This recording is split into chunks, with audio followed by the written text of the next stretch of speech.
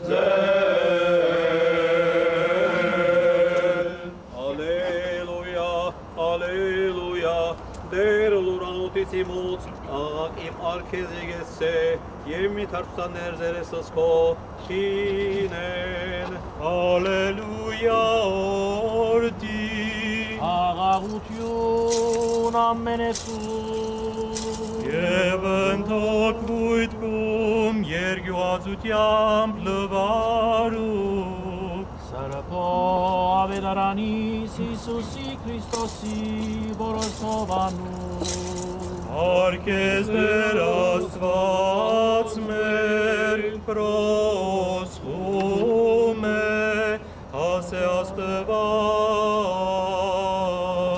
Տերն մեր Հիսուս Քրիստոս ասե, ամեն, ամեն ասեմ ձեզ, եթե ոչ հադընծորեն անգյալ երգիրը մերանիցինքն միայն դա, ապա եթե մերանիցի բազում ահարդյուն սարնե, որ սիրեզ անցն յուր արցագեզնա, և որ ադյազանցն յուր աշխարիս այս մի, յանցն հավիդեն ագանս պահես սեզնա, եթե ողզիս բաշտիցես գնիմ եգեսցե, և որ ես եմ անտ և բաշտոնյայնիմ եղիցին, եթե ողզիս բաշտիցե բաղվեսես նահայրնի, Oh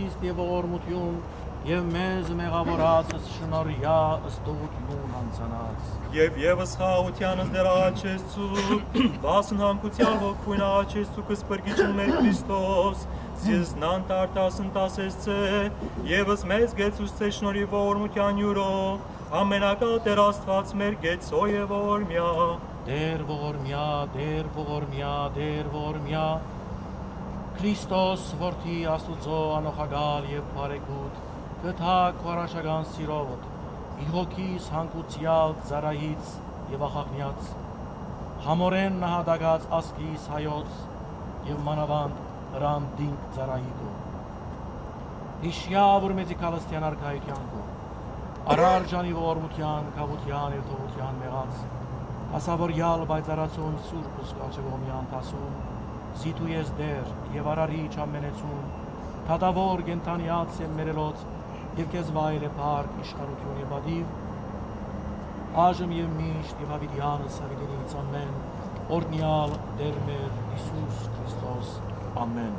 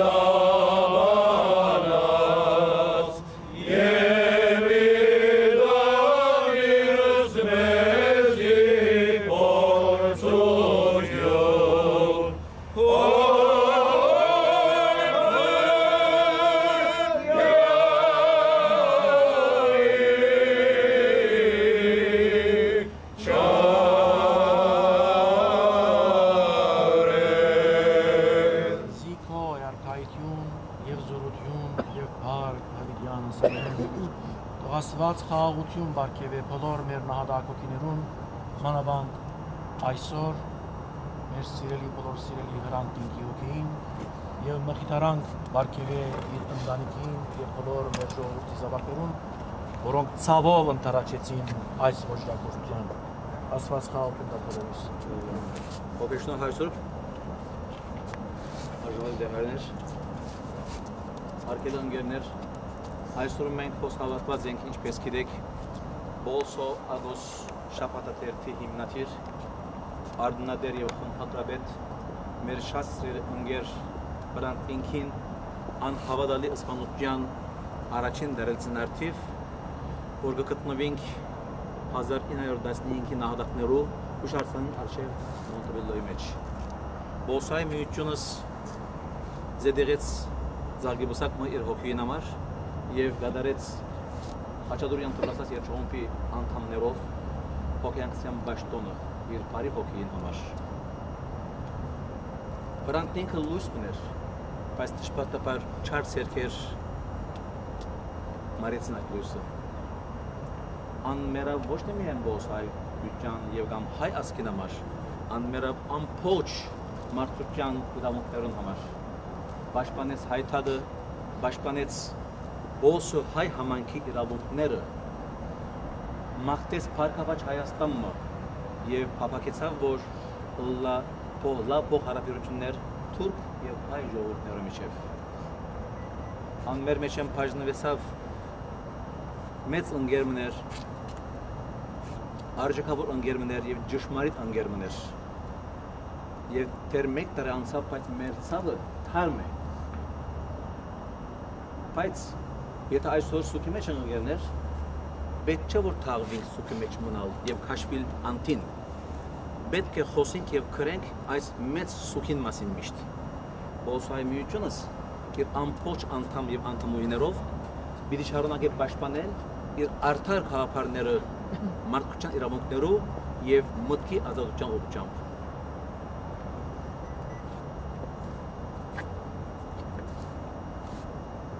Ասպասովին լուսավոր է հիշադակ անթարամ և բոլորս այս օրը հիշենք և ամեն դարի արժան ըլլանք որ դոնենք այս դարդարսները այս խոշասան նարշով։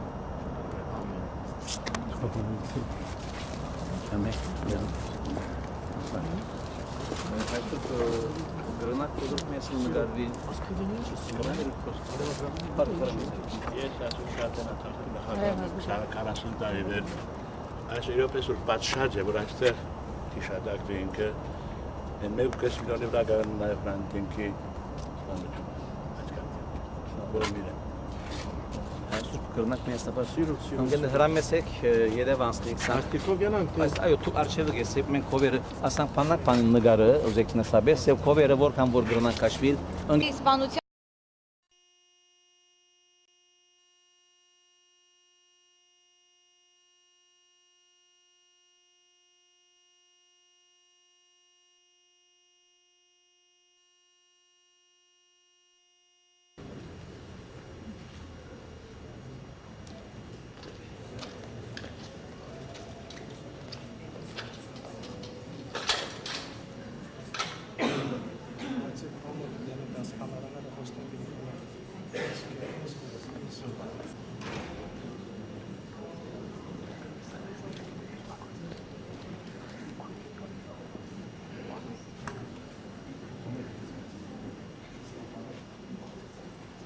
Չէ թողա, մենց անելու։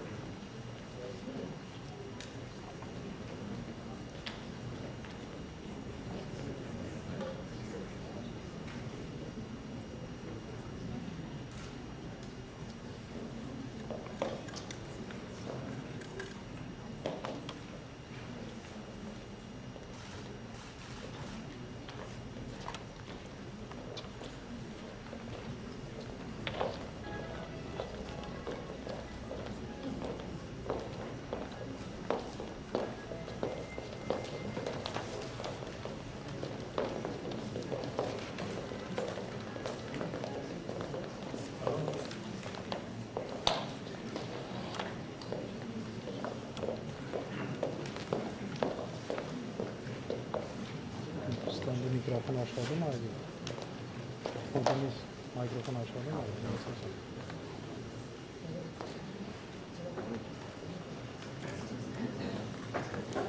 Видим бачи. Видео как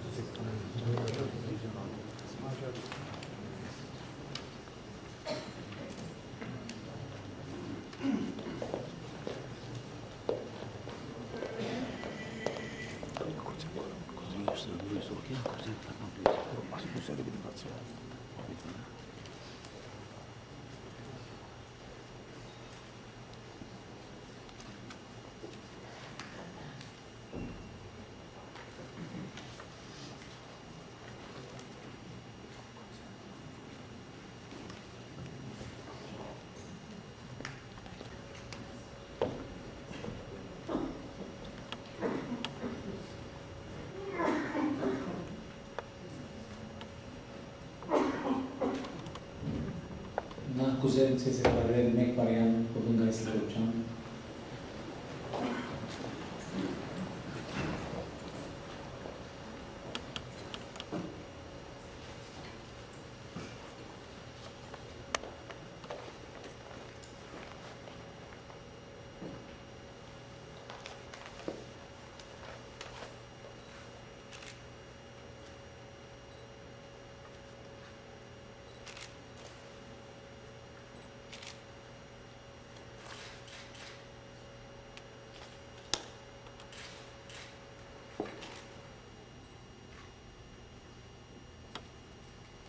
Şuna bakın.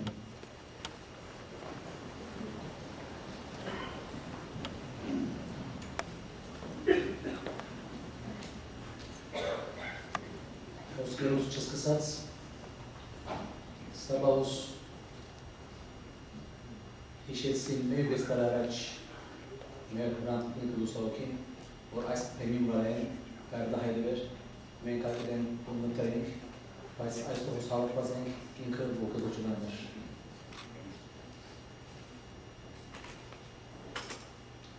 Բարեխնամ առաջնորդ, կերաշնորդ Ստեփան հայր, հոգեշնորհ հայր սուպեր, արժանապատիվ դեղերներ, Հարքերի մամուլի ներկայացուցիչներ և ստեղծի ներկաներ։ Բոլսո ագոս շաբաթաթերթի հիմնադիր, արգնադեր և խմբակրավետ Հրանտ դինքի թեմ կործված անհավատալի ոժապորության վրայեն դարիմա անցավ, բայց մեր ցավը կմնա թավ։ Գարբիս Սարաֆյանին 3 մեծ բաժնված էր Հրանտ։ Այն ոժապորությունը, որ ցնցած էր ամբողջ հայ աշխարհը և թուրք գիտակից ժողովրդի կարևոր մեկ խավը զրենք զգելով ափսոսանքի մեջ։ Ոժապորությունը, որոնց միջոցով գուզեին արգելք հանձնալ մտքի ու խոսքի ազատության, ուրանալ 1915-ի բադահարները և մերժել հայոց արդար իրավունքները։ Հրանտ դինքի խոսքը միշտ դպավորիչ էր, շատ անգամ ուզիչ ու մարդուց հոգին վրա ասող, այնքան որ ինք քաջություն ունեցավ ասելու. Այո, ես աչք ունիմ այս փողերում վրա, բայց ոչ թե փողերում վերև, այլ փողերում տակ, որովհետև ուզեմ անպայման այս փողերում տակ թաղվել օրը։ Ասիգա իր գդակներ երբողմը և ինչ մեղքոր կանթահասորեն իրականացավ ամենամողբերգական ու դխուլ սևով։ Վստահ ենք, որ օրը ողջ աշխարհ պիտի ճանչնա հայոց ցեղասպանությունը, որովհետեւ աբակային ևս չգտնվին նման ողբերգություններ, որոնց մասին գխոսեր Հրանտ, և նույնպես Թուրքիան պիտի ընդունի իր բաբերոն կործած սխալը, այն ադեն պիտի իրականանա խաղաղություն և լավ փոխ հարաբերություն Թուրքիո և Հայաստանի միջև, այսպեսով պիտի իրականանա նաև հանգուցյալ Հրանտ դինքին միակ ցանկությունը։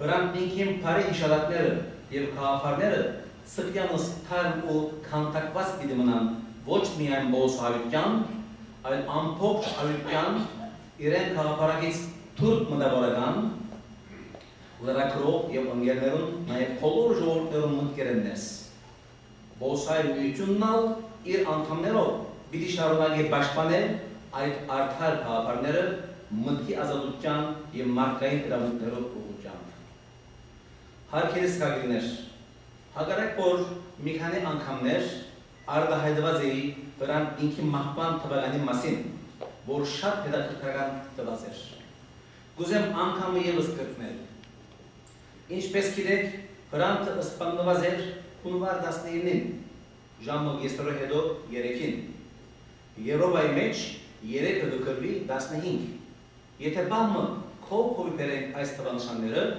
19-ն և 15-ը գլա 1915, այսինքն հայոց ցեղասպանությունը։ Կարծես ոժապորները գիտակցաբար ընդրած էին այդ օրն ու ժամը, և այսպեսով Հրանտը ստացավ 1,500,001 նահատակի կոչում։ Հրանտ դինք պատերազմեցավ ոչ թե պատերազմի թաշտին վրա, այլ խոսքի ազատության թաշտին վրա։ Խիզախորեն պաշտպանելով հայ ժողովրդին և մարդկանց իրավունքները, ինչ մեղք որ այս պատճառով թրքության թշնամի ըլլալու զրբարտությամբ մութ ձեռքերու կողմէ նահատակվեցավ հանդիսանալով 21-րդ դարու հերոսը։ Այս թշպատ ոժապորության վրա են դարիմ անցավ և դատավարությունը շատ թանթակ կընթանար, բայց իրեն գաղափարակից թուրք փաստաբաններ ամեն ջիք կվատնեն լուսավորելու համար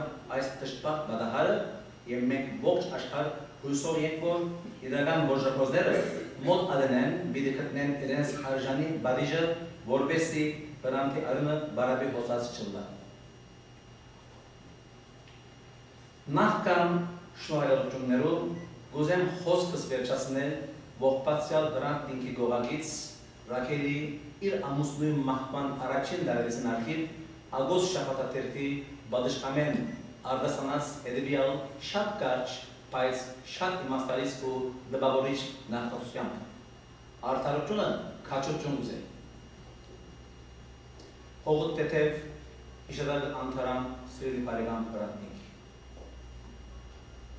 Voke koşman ay sternargin artiv bolsay müyüçan anonov Uzem im yaraktaki duçuna haritnel merşat sredi parikna maraşnor keraşnor hovnan arkiviskopos derderyanin vor mişt doravi kırgantini müyüçan sternargnerun ay suralıgı hovana vore ay yezagi yerevon. Şnoragaluçun naev ay imastaris voke koşman yeregoyi iraganaspan hamar müyüçan set korzaksov amaskayin hayakitagan müyüçan adnabeduhi digin Nancy Kollikyanin bir Varçaganın gerderun, Nuybes İrens Nergesiç digin Rubena Perumyanin, Orvan Panakosneren, Borisleri Mırsanagagir, Larakroye Bospandala bir Pol Tımpagir, Baron Stefan Kürçyanin. Şunayarıçun Minnesota Hamasarani, Bakmutyan Pajam Munki Tasahos, Profesör Taner Akçamin. Or ipır sırdagiz paregam, yev hayot ramut neru başpan, Ammen Haritov, Gım Taraçay Müyüçanız Karabenderim. Şunayarıçun Yuseyli Hay Gırtagan Hinnaturutcan, Arti Hayos Bakmutcan Ambiyoni Variç, Profesör Richard Ovandesanin, Vor Ir Badrastagamutcan Mişt Gılkaçaderemez. Şunayarıçun Nayı Müyüçanız Muşagutegen Astamompi Antan Baron Garbis Sarafianin, Vor Şat Kıjvar Baymanlero, Sevtsikets, Dizlernagin Puynu, Svavos Nest, Kırlangıçın yuvası, onun video yerizi zor kiçedo bilitinek. İnçpestayın mer yarattaki tuçunu gayetnek bolso, su anun şarjanı gari ardatriç Bülent Aranin, vor paraya sagamutcam ardatriç suyun film. Şunagaruçun müyücaz muşagutayen aslamın pi jirajan adına bet Doktor Hovannes Kudak Avediken, vor modern hedakır profesör Profesör Taner Akçamin, het iz Los Angeles getüçanın taskil. Şunagaruçun polur anoskuron mütagan ojantakoçun veren mer ays sernagiye. Şunagaruçun ays kişeva haydakri Srinkov yev Kınarov Irens Pajini Perov yergu arjikavov arvestake dönerun digin salpi kerkonyanin yev ilsiredi tustırı olur sosi kerkonyanin. İm verçin şunagaruçunu güzem uğel müyüçanız mayl bakçuçan poh adına bet iravapan Baron Edwin Minasyanin bor ıstansnaz ays orva hansavaruçan bardagamuçunu. Ayşun Guzem Hraverel, Baron Edwin Minasyan. Şuna ver.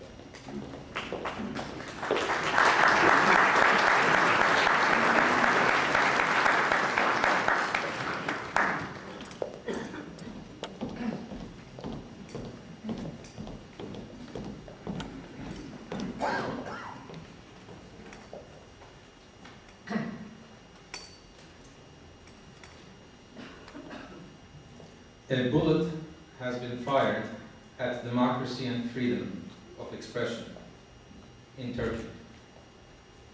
This was an attack on Turkey's domestic peace and stability. That's statement number one. Statement number two. Hrant's murder was an assault on democratic state building of the Turkish state. His murderers took aim at his vision of a Turkey that allowed free speech, that tolerated open discourse, and that embraced its minority citizens like himself. Well, if I ask which statement belongs to an Armenian leader and which one belongs to a Turkish leader, I don't know how many of you, except for those who really read these things, will be able to guess or speculate, but that's where I was. Well, the first statement was uttered by the Honorable Recep Tayyip Erdogan, the Prime Minister of Turkey. The second statement, the Honorable Vartan Oskanyan, Foreign Minister of the Republic of Armenia. And that shows that even at his death, Hrant was able to get some collective and unified speech from people from totally two polar ends. Well, welcome to the Western Diocese, welcome to our program. As Baron Simon mentioned earlier, HRANT DINK spoke to us at this very hall on November 5th in the evening, just before his flight the next day, leaving California and us forever. Shortly before he was assassinated. Your Eminences, Archbishop Derderian, Archbishop Ovsetny, members of clergy, council member Paul Kikoy, Mayor Frank Zilunian, Honorable Zaven Sinanian, and all our guests. He was a victim of extremism, xenophobia, and selfish interests. Chances are that had he lived, he would have made more contributions to the struggle against intolerance and the quest for real democracy and political representation for all the citizens of the Republic of Turkey. He could have continued his work for a peaceful and creative transition to a world where there would be bottom-up, constructive dialogue between Turkish and Armenian peoples. Unfortunately, the causes of justice, freedom, and the rights of the dispossessed, as well as advancement of democratic gains and reconciliation, lost one of its most sincere, articulate, and credible defenders. I'll pick up on this, but before I go on, I did mention that, but I would like to recognize Paul Kirkorian from the State Assembly representing Burbank and Glendale area. Thank you for coming, Mr. Kirkorian.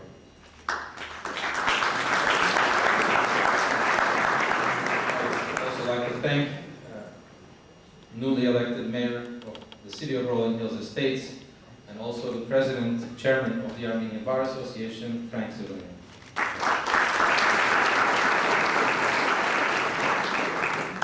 Also, from the Los Angeles Superior Court, until recently the presiding officer in the Burbank, and now based in the center in Los Angeles, the Honorable Zaven Sinanian.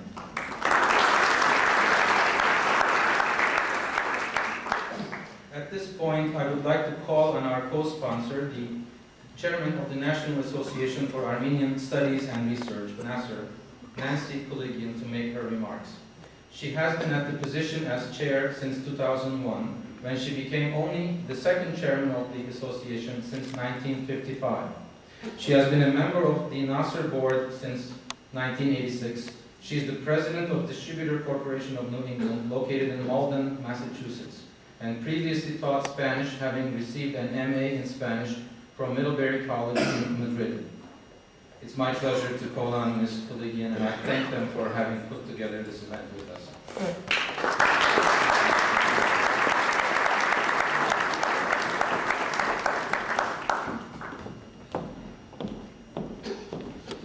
Thank you so much.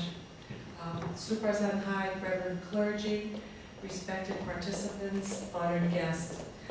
Out of deep respect, I shall keep my words to a minimum this evening, and I must apologize because I've been suffering from very bad laryngitis.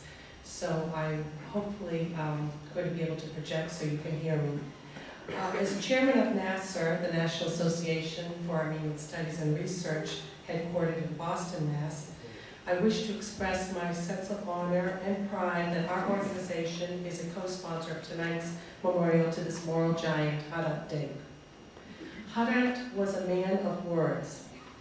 He understood, as few do, their immense power, especially the power of the written word. He harnessed them together and compressed them into brilliant jewels of thought that impacted and continued to impact his Turkey. It was through the bilingual Turkish-Armenian journal Agos that HRANT DINK's brilliant intellect and moral sensitivity found expression. His voice reached thousands of his fellow citizens of Turkey who continue to live in the hope that their country, Turkey, may become a democracy where civil liberties and human rights are transformed from words to reality. HRANT's passion and courage to express his his desire for Turkey to advance true democracy ultimately cost him his life. However, his accomplishments far outnumbered his defeats. By HRANT's use of Turkish in Agos, he recognized what each of our three esteemed speakers knew, that one's public effectiveness depends on reaching the public in the language they know best. It simply is the way that the power of their words are realized. This is the path that we at Nasser have committed ourselves to from our beginning, to stay on the steady path of advancing Armenian studies, to support, excuse me, now and into the future, scholars and individuals who, like HRANT DINK, knew and used the power of written words to promote and advance knowledge of the Armenians to all. HRANT DINK's life, his work, his words inspire us to that end. In closing, I would like to share with you a personal moment that I had back on January 19th when we learned the news of HRANT DINK's murder. That was on a Friday evening. On Saturday, the emails started to roll between Steve Kirkchin, myself, and Mark Mamigonian of Nasser. And I remember at 6:58 a.m. on Sunday, Steve Kirkchin sent an email to us because he really felt compelled to go to Turkey to cover the funeral of HRANT DINK. And he asked us who we knew, how we could get there, and with whom he could speak so he could be at the forefront of this very important story. I would like to just quote one of the lines that Steve had in his email. He said, "The only place for a self-respecting Armenian journalist is to be in Istanbul." And that was at 6:58 on Sunday. And on Monday, he was on a plane to Turkey to cover the funeral of HRANT DINK. And you will certainly have an opportunity to hear his firsthand account of that funeral and the journey that he made and the words that he used to express his experience. In closing, I want to thank you all for being here and allowing us to be a co-sponsor. And without any further ado, I will turn this over to... Thank you very much.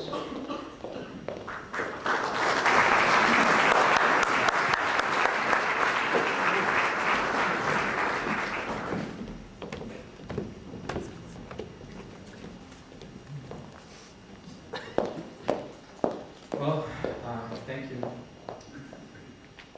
We tried to prepare as good a program as we could, and I think we tried to get fascinating and great speakers who are going to share with you different aspects of what I want to touch a little bit before I call on Mr. Kirkchin. This mindset of where we come from, trying to put something together as tonight. Some people believe that public tributes to great figures should celebrate ideas and ideals rather than the person. I think there is something to be said for this point of view. After all, the individual is particular and necessarily complex, whereas the ideal is plain and universal. And for those interested in finding out where the great man's footsteps lead, even more significant. Yet in the case of HRANT DINK, it's hard to slight the man. He is one of those rare figures whose life and death are permanently and perfectly linked with his ideas and ideals. He lived as he preached, as a brother and a son and father to all humanity, without regard to what was written on anyone's identity card. And he died as he preached, on his feet, standing in front of the place where he struggled every day to make the footsteps so many of us have now come to cherish and revere. And yet it would be ironic, if not irresponsible, if we spent too much effort on celebrating the man and not enough on what he lived and died for. To lionize him won't, and without acknowledging him, what he stood for, and it would be an insult to the memory of this extraordinary human being and fighter. HRANT DINK rejected conventional wisdom. He hated the easy, instinctive answer. He sought to shake our beliefs, aimed above else to get us to ask questions. I can think of no better tribute to him today than to raise the kind of questions that I think he would want me and us to ask. Supposing he were here to advise us on how to view him and the world today, what would he have us ask? What easy, instinctive answer would he have us abandon? Does his death prove that he was wrong? or that he was right? Did his death show that he misunderstood and underestimated the challenge, or that he understood it and fought it especially well? Finally, since no one can forgive crimes committed against other people, and that includes all of us who are alive here, what would HRANT do if his killer had asked for forgiveness, and those behind? Would he be angry at this tragic event and atrocity to lose his compassion for the Turkish people? As I said, we've done our best to prepare a fitting tribute to HRANT DINK. Our first speaker is a Pulitzer Prize-winning journalist. Jefferson had said, "Were it left to me to decide whether we should have a government without newspapers or newspapers without government, I should not hesitate a moment to prefer the latter. But I should mean that every man should receive those papers and be capable of reading them." I think HRANT would not hesitate either. Stephen Kürkçiyan, a journalist, recently retired from the Boston Globe after a career of more than 35 years at the paper, during which he won 3 Pulitzer Prizes and more than 20 other regional or national awards for his investigative reporting. The Globe's Washington bureau chief from 1986 to 1991, he had previously been a founder and head of Globe's Spotlight investigative team. He is a member of Nasser's board of directors and serves on its executive committee. In January 2007, he traveled to Istanbul to witness and cover the funeral of HRANT DINK and its aftermath.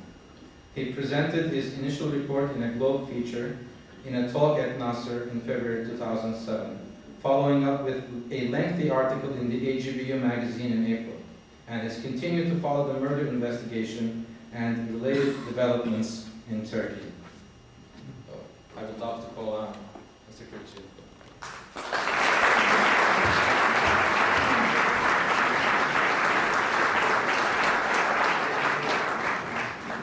Thank you.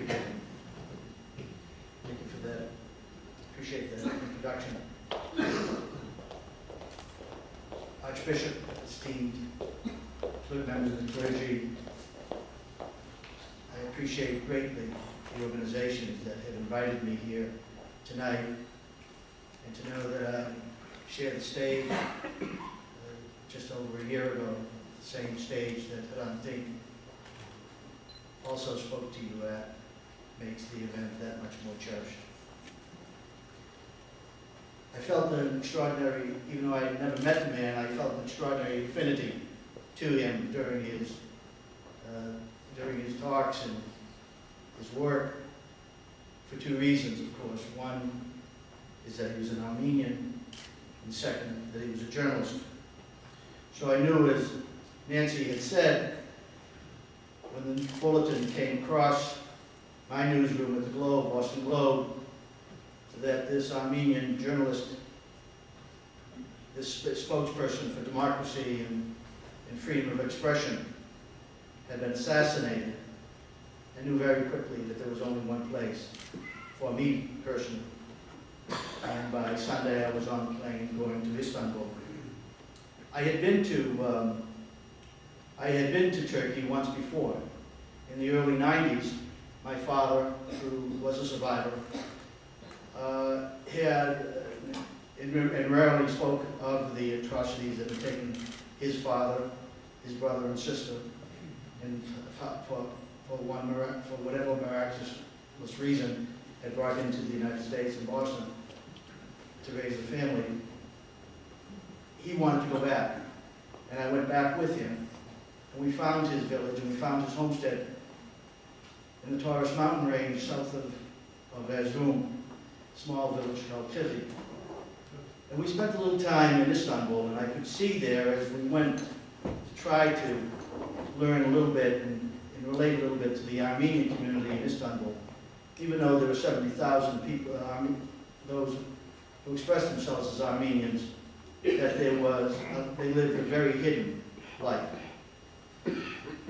Yet, one look at the front pages of the New York Times, and the Boston Globe, and the LA Times, throughout this country, throughout the world on Saturday morning, you knew that something extraordinary had happened, and someone very important, not only to our lives, but to the lives of all who cherish democracy and free speech. Something terrible had happened. HRANT DINK had been assassinated. And for those who didn't know, all they had to do was turn on television and see the pictures from the night before from CNN, where out of nowhere, thousands of people had emerged from the streets of Istanbul to flock to his office place. The blood was still evident on the ground outside his office. And that they were crying out in their tears and in their grief. We are all HRANT. We are all, extraordinary. I thought to myself, I was there. I was there only 10 years ago. People didn't proclaim, celebrate, pronounce their Armenianness. Now here, thousands of people are coming out of nowhere to say they are Armenian.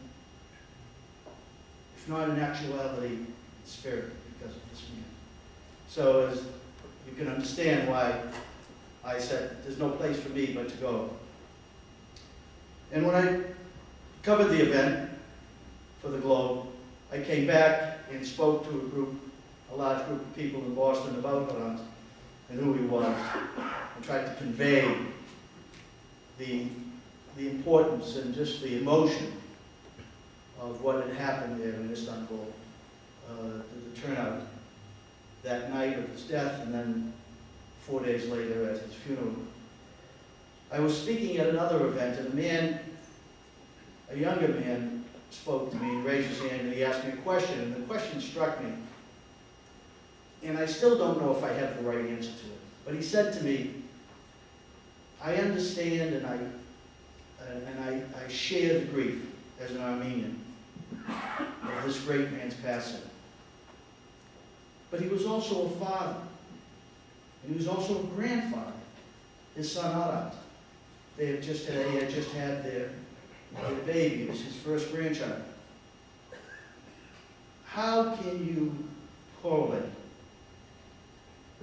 How can you compare the loss of his position, of his importance of his position as a grandfather and a father, by his importance to society, his importance to us as Armenians, his importance to Democrats and people who are ardent for freedom of speech throughout the world, and mostly for the Turks, both Armenians and native Turks? How can you weigh them and say which way he should have gone? And it struck me I didn't know enough about the man to answer the question. I didn't know enough about HRANT to answer that question. So I said I had to go back to Istanbul and learn more about him. I learned some fascinating things about the man, and mostly because of the openness that his family gave to me. I called his brother on the phone in Dalal, his daughter.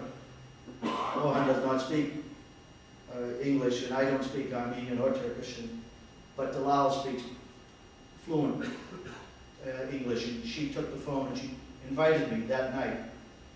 Second night I was in Turkey to come to the house, and she said, Orhan, my uncle will be here, and he'll tell you about his brother, my father. And I said, fine.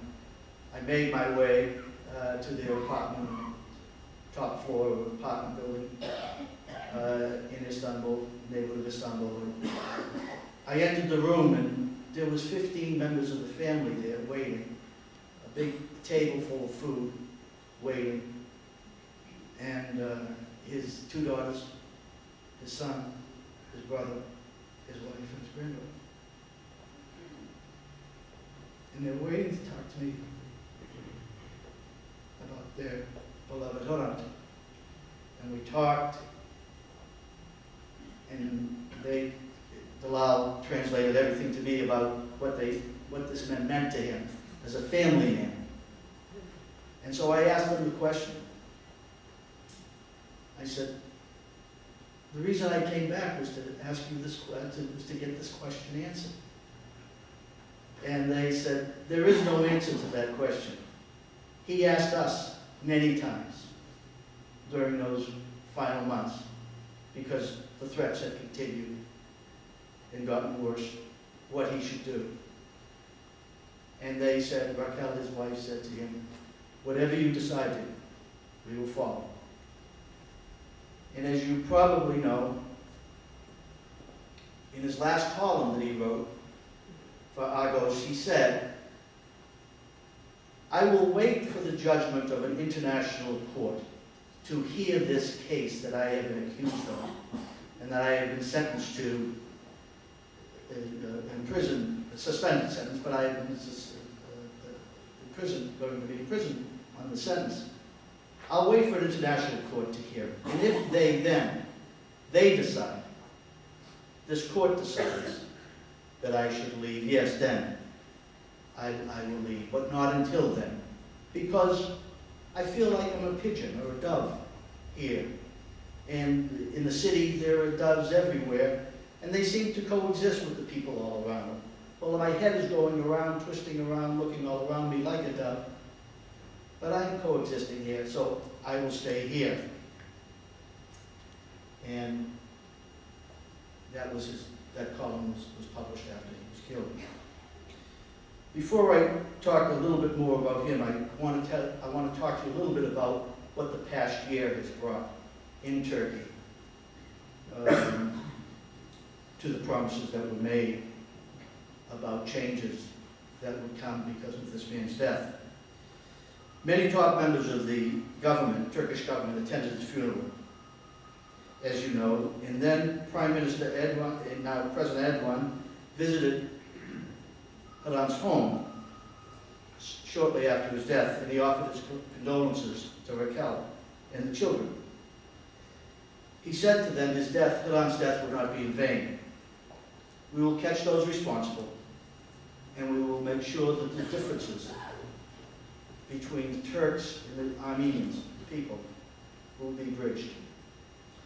Last March, when I went back, I visited with U.S. Ambassador Ross Wilson in his embassy in Ankara. And he also was hopeful about how the Turkish government would proceed following Hrant's death. He told me, many of us have been encouraged that the Turkish government, many of us have encouraged the Turkish government that in this tragedy there are opportunities, and how they handle this investigation and how they handle the issues connected with HRANT DINK in his life and what it stood for, and how they handle their dealings with the Armenian government and the diaspora can really help them, the Turkish government, promote the kind of Turkey that continues it on the trajectory that they've been seeking as a democracy. What hopeful words they were. The follow-through, unfortunately, has fallen short. In the two major areas, investigating the assassination and defanging Article 301, the criminal code that in effect targeted HRANT DINK for assassination, the Turkish government has not met expectations. I waited outside the Patriarchate in Istanbul as then Prime Minister Erdogan gave his pledge to us, the Archbishop, to change that Article 301 so it would not demonize people like it had Hrant. The law has been altered to a degree. Now only the government can bring charges, not an average citizen. But it still remains in effect, and it will. And for those who read the article, the account of the change that was in the New York Times this morning, you will note that more cases using Article 301 have been brought in 2007, 11 months in the aftermath of Hrant Dink's death, than had been in 2006.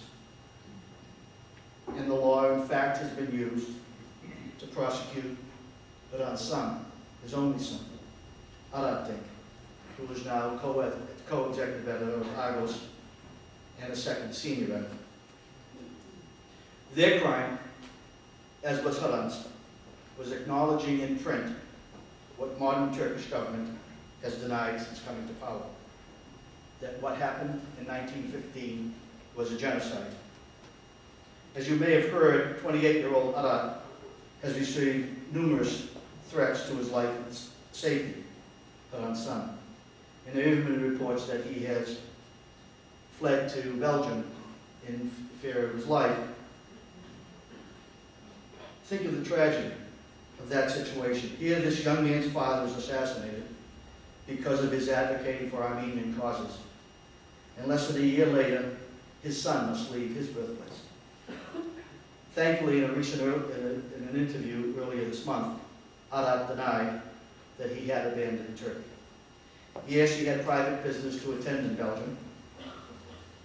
And he acknowledged some had urged him that after his conviction on Article 301, that he should leave for his safety's sake.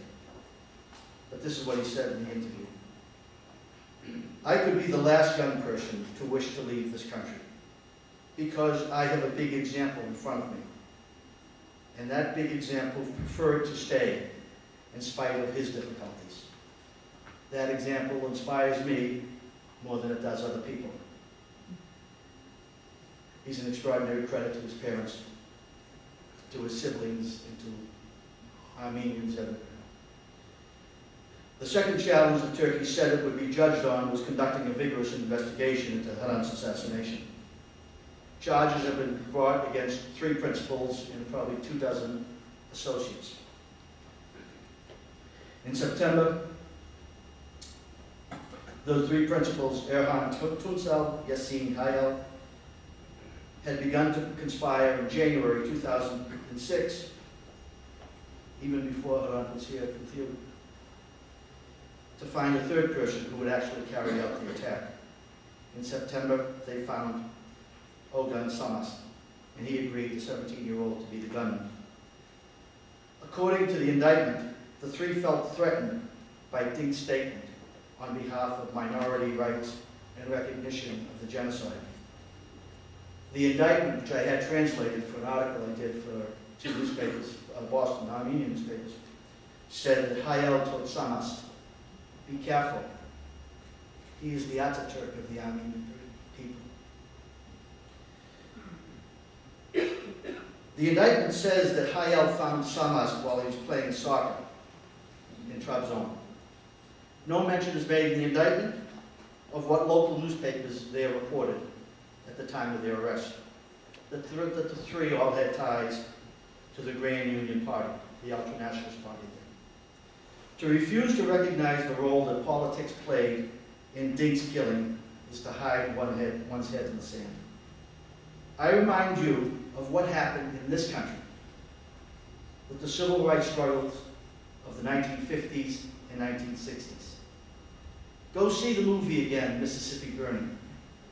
The killings of civil rights advocates in this country would not have happened had it not been for the tolerance, the encouragement, and the forgiveness of those in city halls throughout the South, those in the sheriff's office throughout the South, and those in state houses throughout the South. Hatred towards blacks was encouraged, tolerated, and forgiven. Now, there's no evidence that the government ordered Hrant's death, but so many of those in the Turkish intelligentsia believe a right-wing conspiracy among military superior officers, police intelligence, and extreme nationalists played a role, and they've given that group a name. It's called the Deep State. This week, there were arrests of 30 people in Istanbul and an Istanbul suburb. The Turkish police took in possession a cache of explosives. They accused members of this group of being terrorists.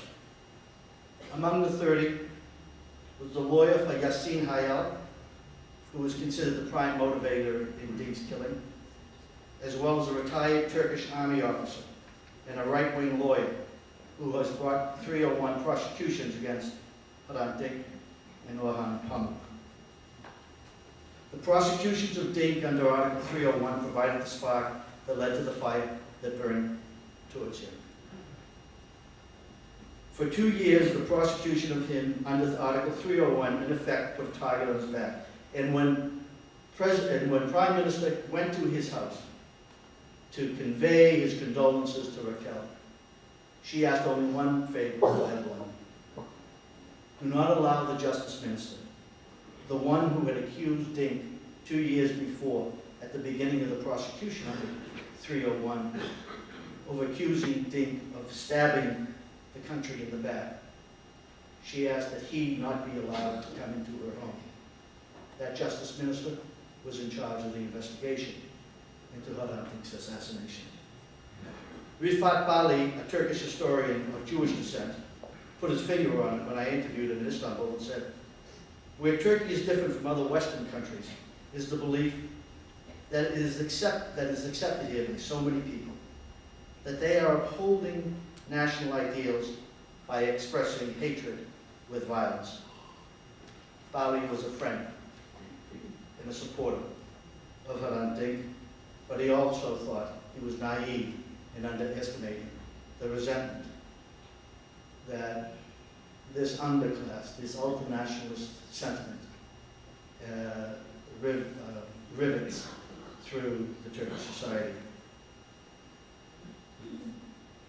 And when HRANT Dink, in his last column, said, I will leave only when an international court finds me guilty, what he was saying was it's an insult to me as a Turkish citizen to accuse me of being blasphemous for insulting my neighbors. I couldn't do it. I wouldn't do it, and I couldn't do it. All my life I have struggled against ethnic discrimination and racism. I would never belittle Turkishness or Armenianness. What an extraordinary man, and my pride in him as an Armenian and a journalist is unbounded. When I returned to Istanbul, I found that he had asked his wife 2 nights before his death, find in the Bible what am I supposed to do? Friends like Tana had urged him to leave. Let the Bible tell me what I'm supposed to do. His wife did not get to the minister in time to get the word back to HRANT. But I asked his minister when I visited him, what does the Bible say? What would you have told him if he had come to you? And he said, I would have told what the Bible does say to all believers. You must believe in God, and you must help your fellow man believe in God. That is our responsibility. That is our mission in life.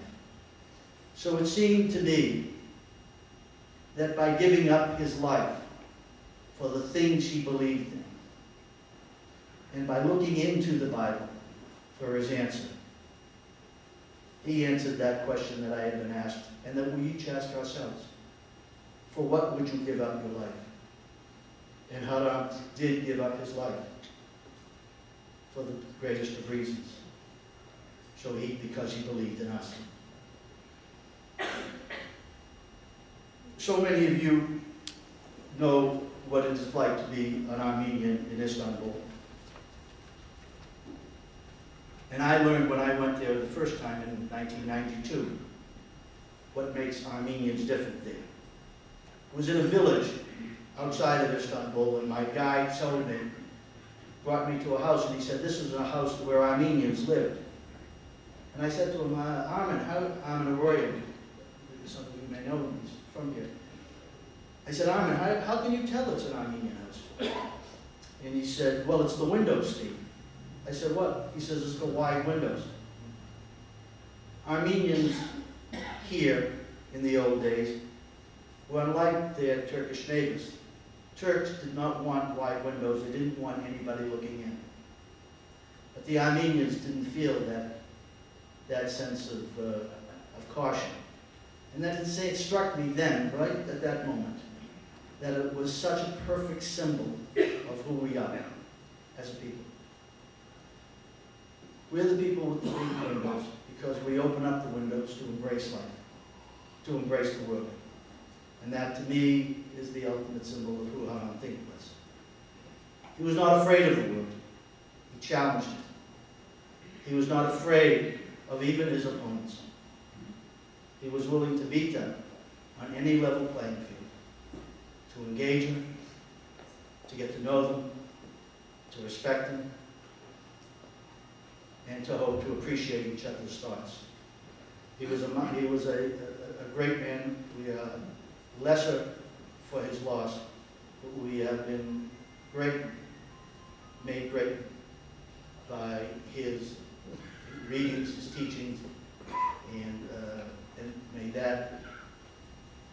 may those words stay with us for this anniversary and for countless anniversaries to come. Thank you very much for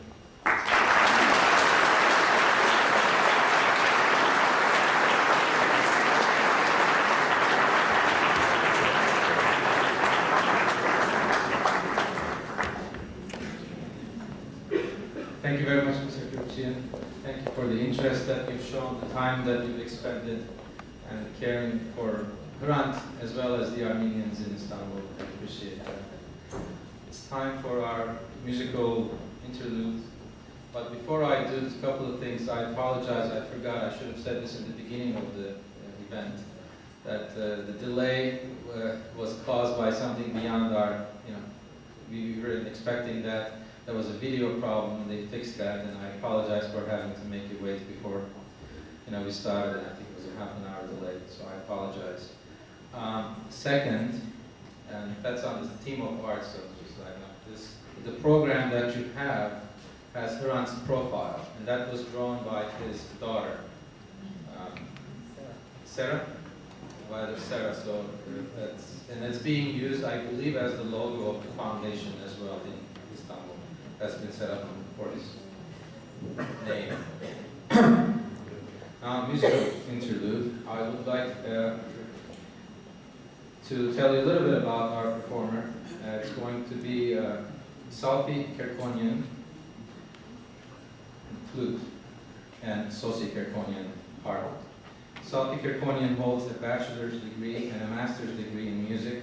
She graduated with honors from the University of Southern California.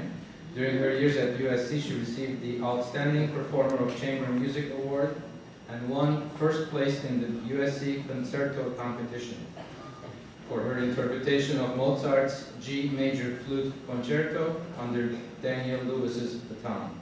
Ms. Kerkonian was also the winner of 2 international chamber music competitions, the coveted Coleman and Carmel. Ms. Kerkonian has performed on 30 TV and movie soundtracks for composers such as Lalo Schifrin and Lee Holdridge. Most recently, she performed with singer Andrea Bocelli on The Late Late Show with Craig Ferguson for CBS. Presently, Ms. Kerkonian is a 10-year member of the Glendale Symphony. In that capacity, she has performed 3 times with Luciano Pavarotti and 3 tenors, the 3 tenors, and as soloist with opera singer Sumi Jo. Ms. Kerkonian is a founding member of the harp and flute duo Arpa y Argos, and she's going to tell us about the piece that they prepared for this evening for us. So, Kerkonian, please.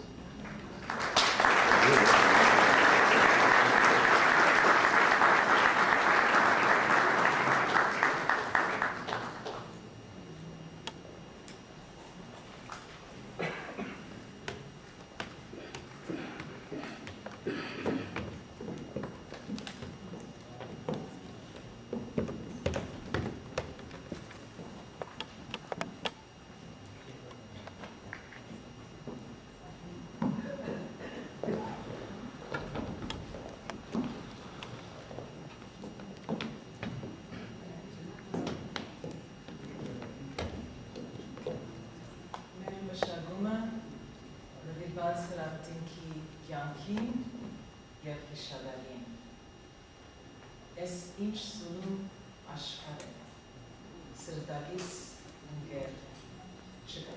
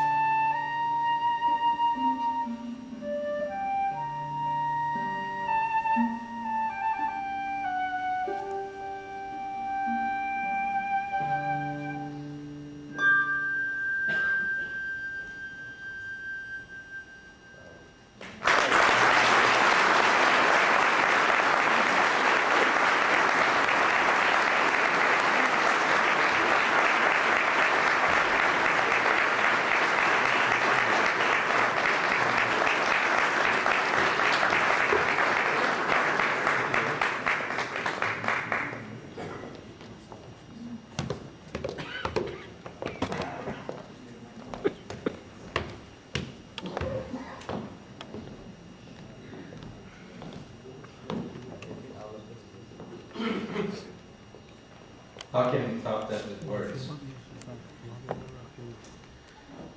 Oh, thank you, thank you, thank you. HRANT loved his friends. He had a lot of friends. A lot of friends, most of them very close friends, but there were some who were true close friends that, he probably spoke almost every day, not every other day, and one of them is our next speaker. He was also awarded by us, on different hats, Armenian Bar Association, last spring with our first HRANT DINK Freedom of Speech Award. A pioneer among scholars of Turkish origin, Taner Akçam was born in Ardahan, Turkey. He studied at the Middle East Technical University in Ankara and was a student of Faculty of Administrative Sciences, Department of Economics. He received his Bachelor's of Administrative Sciences in 1976. Akçam stayed at the university as a master's student and assistant in the same department for some time. He received a 10-year prison sentence in Turkey for his involvement in producing a student journal that focused on Turkey's treatment of the Kurdish minority. This resulted in Amnesty International adopting him in 1976 as a prisoner of conscience. After 1 year, he escaped and was granted political asylum in Germany.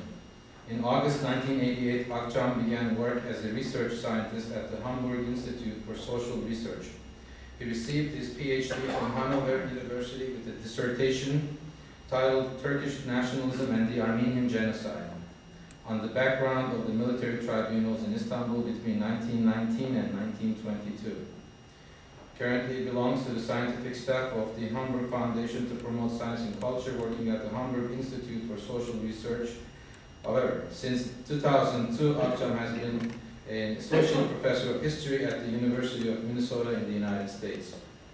I would like to call HRANT's dear friend Taner Akçam to the podium.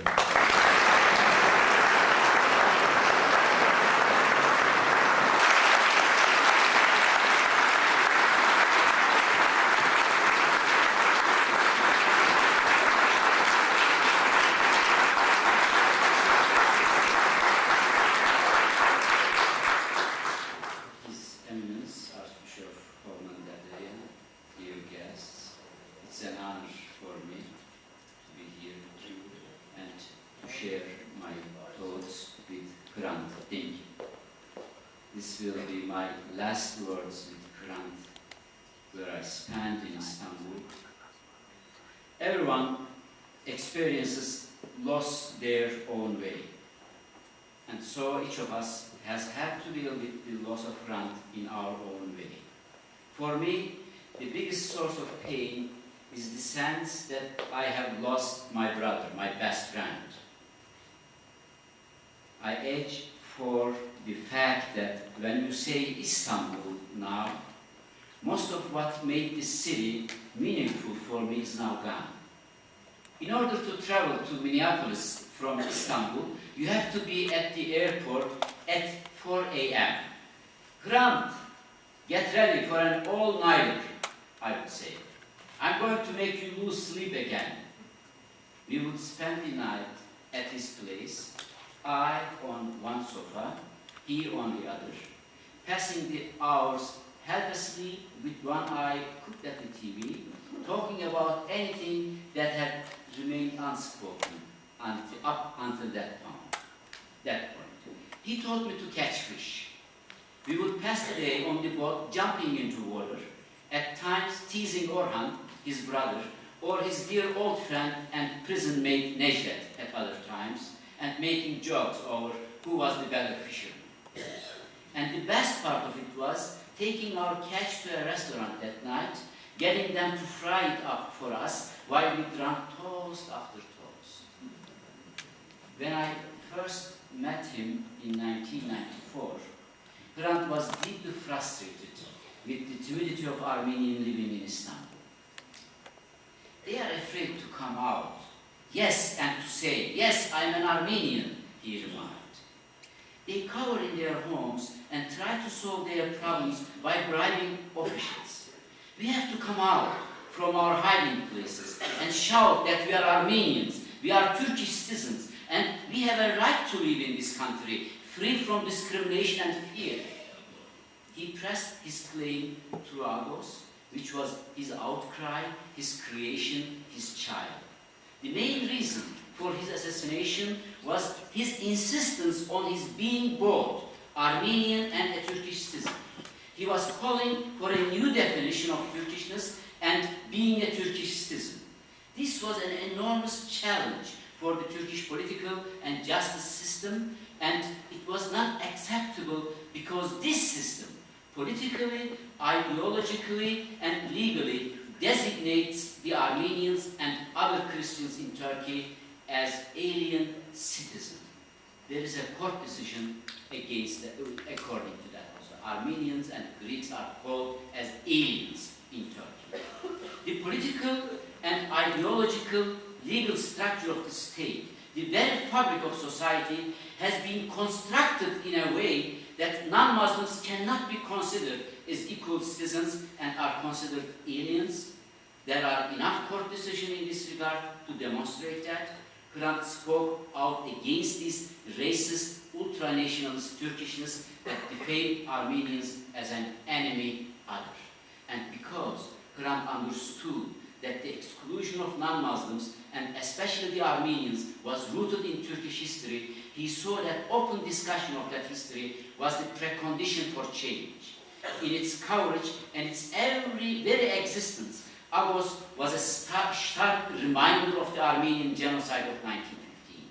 And as a prominent Turkish intellectual expressed it, with HRANT's assassination, 1915 has been carried into today. Past and present merged into each other in his assassination. 1915 has been carried into today. It became clear to all of us that 1915 hasn't passed. It is a current part of our lives today.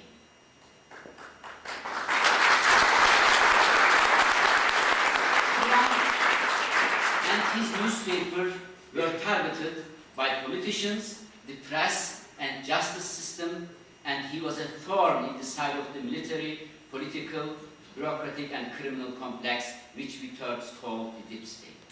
Today, I'm not going to talk about our projects to establish a research institute in Istanbul on Armenian history and culture, or to form a publishing house under the gaze of Agos magazine and to publish a series of books from the 1930s and 1940s, mostly memoirs of 1915 that had been translated from Armenian. And I won't discuss the fact he was thinking of having a 4-page supplement to Agos, and that the supplement was going to deal with 1915 alone and the questions that surround what occurred then. Those 4 pages weren't going to be filled with deep critical thought, but rather simple questions and answers. Ordinary questions and ordinary answers, he was saying. I won't mention that he wanted me to be in charge of that supplement, and that I kept squirreling out of it. I've got no time, come on, I'm not a journalist. I can't do that, I had said, and he accepted it. Still, I had promised to answer any question that he posed. By saying, you prepare the question, I write the answers, okay? I had thrown the ball back at him. With all the work he had to attend, though, he never did get these 100 questions down on paper. No, I won't talk about these things. I'm going to discuss the things that we talked around January 4th and January 5th, 2007. I spent 2 days with him. When I arrived at the Agos office, he greeted me with the good news of my criminal investigation. Oh, welcome, just in time, he said with a smile. You have an appointment tomorrow with the public prosecutor. You are a troublemaker. Agos is under investigation again because of you. Joking aside, I spent much of the next day at the public prosecutor's office with 2 lawyers from Agos. Later back at the newspaper, office, Hrant and I discussed what might happen next. He was worried, apprehensive, as timid as a dog, later as he wrote. Hrant was convinced that 2007 would be a very tough year. Open season had been declared on pro-democracy activists, especially Agos and people like us, showing me a recent email which threatened his son's life, Arat's life, gave an address where the body would be found. Hrant declared that he was going to write openly about the threats he had been receiving, what he did. I begged Hrant to go abroad for a while. Hrant, I said, we all know that the next few months until May 2007 will be very difficult. And even political assassinations are possible.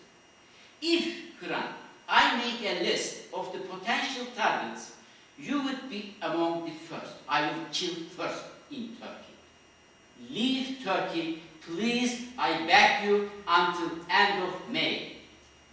If you need an invitation, I will send you. He said, I don't need invitation, Taner. But you know what the problem is? When I leave Turkey, after 3 days I miss Istanbul. I can't stay outside so long. This is my problem. Looking back, I'm convinced that Hrant was prepared to face his destiny. He knew what was coming, and his last article was his last testimony.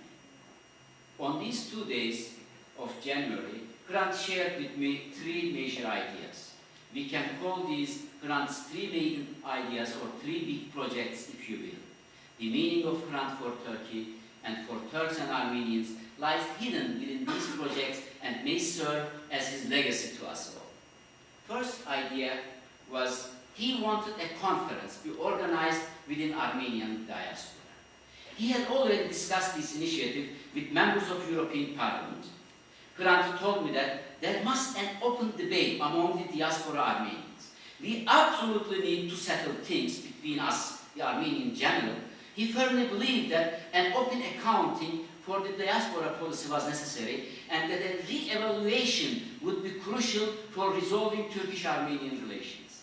He was extremely uncomfortable with the general direction of the policies of Armenian diaspora organizations towards Turkey. The real issue that bothered him was the way some diaspora organizations were completely indifferent to what occurred in Turkey, the way they viewed Turkey and its people as one immutable bloc, as an enemy standing opposing to them. It worried him not only that diaspora organizations were indifferent to the fight for democracy in Turkey, but also they relied so heavily on third parties. To my critique that he should not consider diaspora as a monolithic bloc, Hrant replied, yes, I know, but I'm talking about a certain mentality, a certain approach which is dominant. I can show them and I can explain them the importance of distinguishing between Turkish state and Turkish society. The diaspora is not a monolithic bloc, I know, but neither are Turks and Turkey. In our last talk together, he had reminded me of how important this conference was to him and added that many of technical preparations had been put in place. With his death, this effort to set up a conference remained unfinished. One of the answers to the question, what importance did Hrant and the struggle have to us, might be to do as he wanted and start a discussion about the policies, our policies towards Turkey. And another important idea of Hrant. We worked hard together towards Hrant's second dream, a Turkish civil society initiative to normalize Turkey's relation with Armenia, including diplomatic relations, of course. This may be a surprise to most of you, but Hrant did not believe that the events of 1915 comprised the main source of tension between Turks and Armenians. He believed that although the history was an issue, it was not the determining factor in the tension and animosity between two countries and people. The real tension between Turks and Armenians, he believed, less to do with the difference in interpretation over 1915 and more to do with not knowing how to perceive each other today. It is not a chicken and egg argument. Naturally, he understood that much of how each side perceives the other rests on historical experience, and he expressed that. But according to him, the spell that was going to undo the Gordian knot wasn't going to be found in history, but rather in the present-day relationship between Armenians and Turks. For him, the crucial obstacle was the closed border. As someone who spent nearly all the June and July 2006 with HRANT discussing the idea, I think I can convey his viewpoint fairly accurately. The point of discussion was Prime Minister Erdogan's suggestion of an historian commission on what happened in 1915. Seeing this proposal, historian commission, as an opportunity to bring the two people closer to normal relations, I wanted to explore the ways to promote this idea within Turkish civil society. HRANT disagreed. Taner, he said, you academicians, you are doing a good job. Coming together, discussing the issues, but believe me, the solution is not in these discussions on history. Such commissions cannot solve any problem. Both peoples, Armenians and Turks, know what happened, he would argue. If you go to Anatolia today, you will see that they really do know. It is the same for the Armenians. Both peoples, when they meet, when they talk, when they trade with one another, they will solve the problem. Slowly, but they will solve it. Believe me.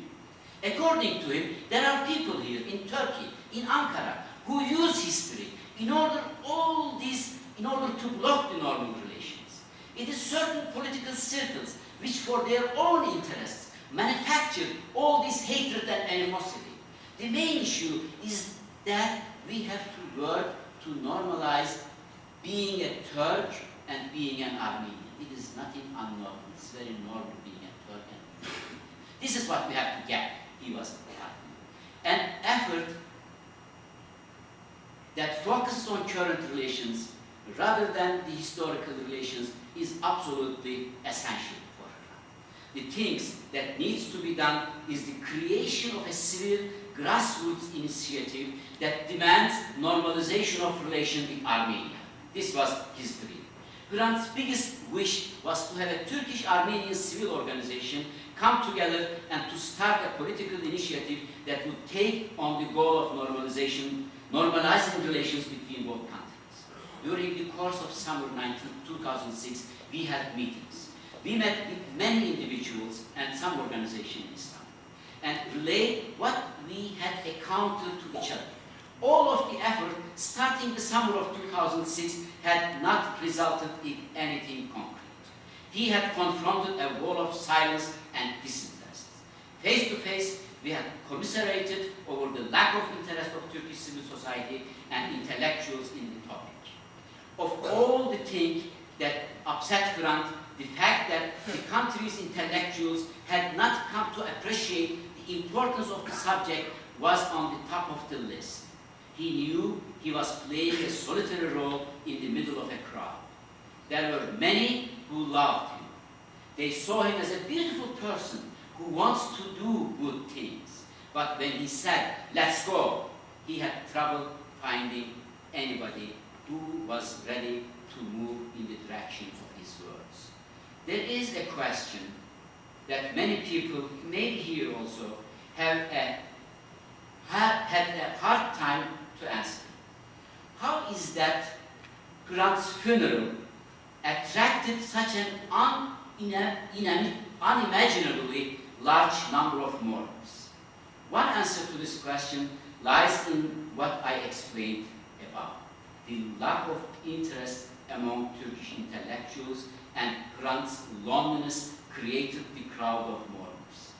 In my opinion, people took the street in order to apologize to him.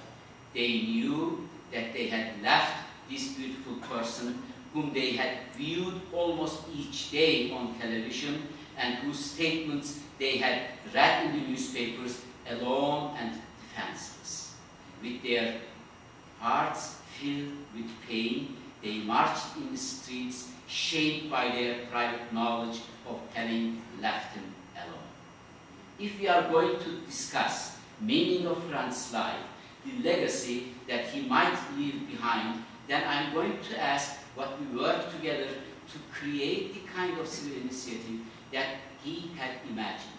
And I ask that we name in after him the HRANT DINK initiative. The first job that HRANT DINK initiative could tackle would be normalization of relation between Turkey and Armenia. And his last dream was to prepare his defense. As you know, Hrant became the target of prosecution because he had used the word genocide in an interview. The first hearing of this trial was to be held in March 2007. It is important to know what Hrant imagined his line of defense was going to be. There are many people who claim and wrote also in the past that, and continue to believe, that Hrant had a problem with the word genocide, that he refrained from using it, that in fact he wanted diaspora Armenians to exercise the same restraint. These are untrue, baseless opinions and beliefs. First of all, it is important to refresh our memoirs about Hrant's position regarding the use or non-use of the word genocide. It is true that in his writings, Hrant did not use the word, or preferred not to. In Turkey especially, he preferred to stay away from arguments as to whether or not what occurred in 1915 was genocide. He would state with a little bit of sarcasm, call it what you will. I know what happened to my nation. And then he continued with, I don't want to argue over a word or words. I want to bring forth the human side of this issue. His thought is, in summary, were, a nation once lived on the soil and now it has disappeared. They were pulled out by their roots like a tree. Their lives in this place were ended. You need understand that I cannot fit the ending of this world, this human drama, into words. I believe that there are no words that will fully describe this human drama. This was his position. How did Hrant intend to defend himself at the trial? He told it several times around January 4th and 5th and discussed how he was going to do. I'm going to turn this trial into a seminar on historical discourse manner. Get ready and let's prepare this together. What I'm thinking goes like this. Yes, it was a genocide. And point by point, I'm going to show them, yes, it was a genocide because of this reason. Yes, it was a genocide because of that reason. And my defense is going to be so complete, he said, that I'm going to end up showing them that they are not prosecuting me, but history. If he had not been killed, he was prepared to state that, yes, 1915 was a genocide, and saying that is not a crime. He never got to make that defense. Those who were unable to prosecute Hrant went on and prosecuted HRANT DINK and Sarkis Salgin with the same case. HRANT DINK, Sarkis Salgin, and their lawyers believe that the time has come and that it is crucial now that the defense that he had imagined for himself be made in Hrant's memory. We are prepared. Yes, what occurred in 1915 was a genocide. Do you have a problem with that? This will be defense line. This will be. Dear friends, beyond these thoughts, I have to add that Hrant's legacy lies not only in the intellectual and political content of his ideas, but just as much, if not more, in the way he reached out to his listeners. Most of the time, during our talks or discussion, he would say, ben kalbimden geleni konuşuyorum abi. I'm talking from my heart, my brother. placing his hand, I'm not exaggerating, placing his hand on his heart, he would add, "Ben buyum abi, ben buyum. This is me, my brother. This is me." Grant's home and his heart were in Istanbul, once a center of Armenian civilization. On the streets of Istanbul, the street where he was struck down, we stand up. We come together, we will build a city of humanity and peace, respect and understanding. The cracked ground where the water finds its way, the soil where the tree of friendship is rooted, the motherland of two nations, one Turkish and one Armenian. It is here that we must plant his dreams and embrace all who come from this land. HRANT DINK loved his own Armenian people and all the people of Turkey, and he desired more than anything to bring them together. Let's bring to fruition the task he has left to us. Thank you very much.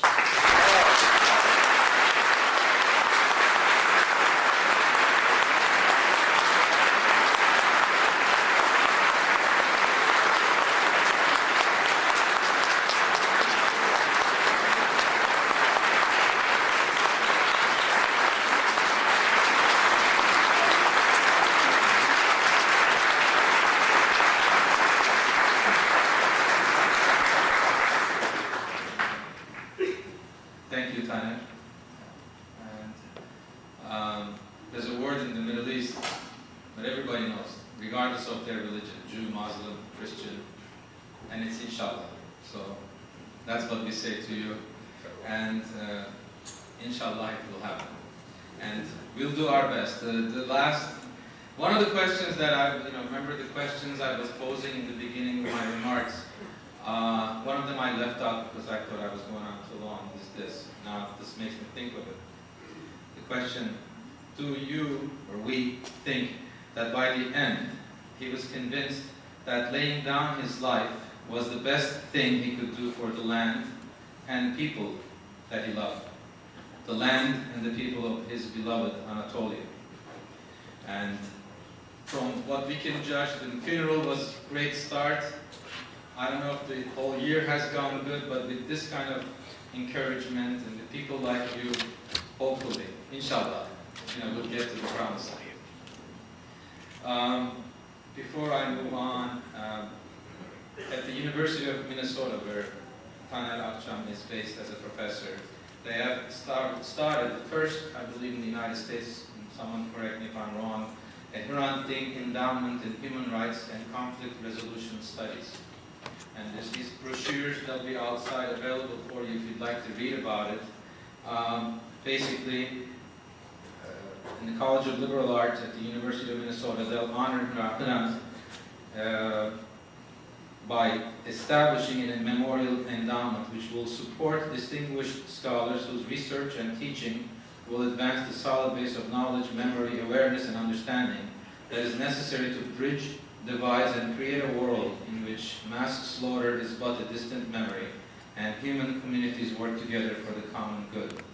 And as to those who, after reading the pamphlet, are interested in it, I'd have to tell you that if any donation made to this endowment will be doubled by an anonymous donor. So be aware of that and don't forget it. Having abandoned by his parents. He wasn't an orphan, but he was abandoned by his parents. I'm sure all of you know the story, so I'm not going to get into it. There was a special place in HRANT's heart for the orphanages. And what we're going to show you is a film, a documentary, called Kırlangıç'ın Yuvası, The Nest of the Swallow. It was directed and produced by Bülent Arınlı and narrated by HRANT himself. The film recounts the story of the Armenian children's camp, an orphanage in Istanbul's Tuzla district, which is down by the coast of the Marmara Sea near Istanbul, where Dink served as a director. A lot of people here, I think, have memories of him walking around with the kids, ice cream, and bringing them to the island in Canada. So, with that, we're going to move on to our film.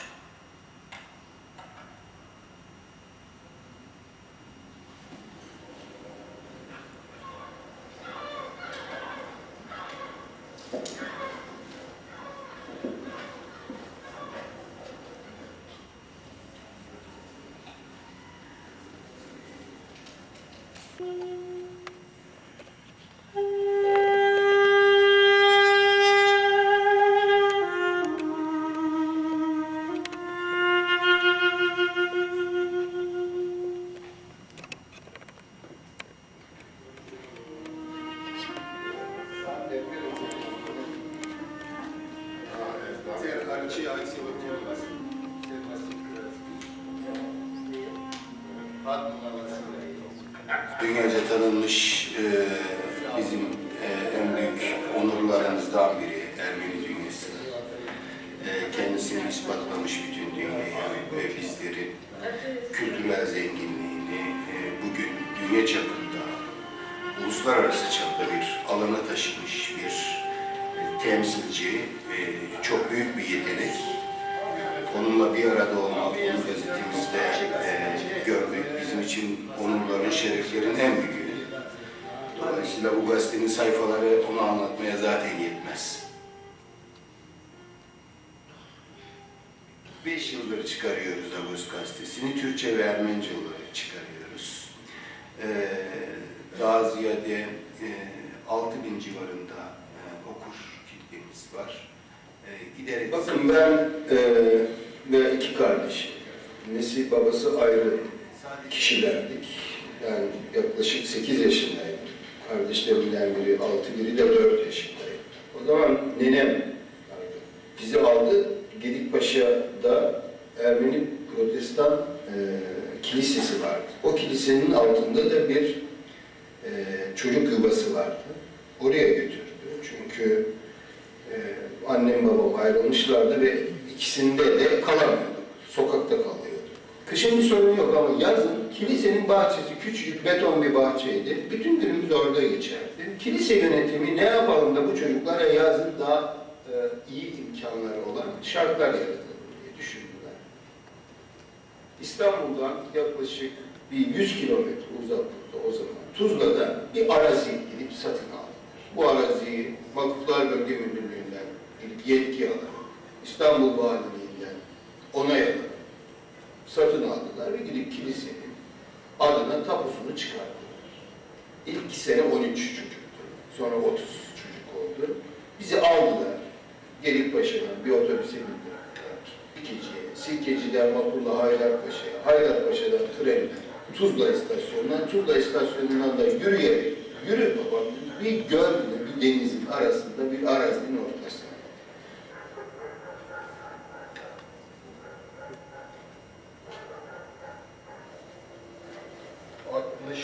...65'li yıllardan itibaren geldim. Burası dümdüz bir araziydi esasında.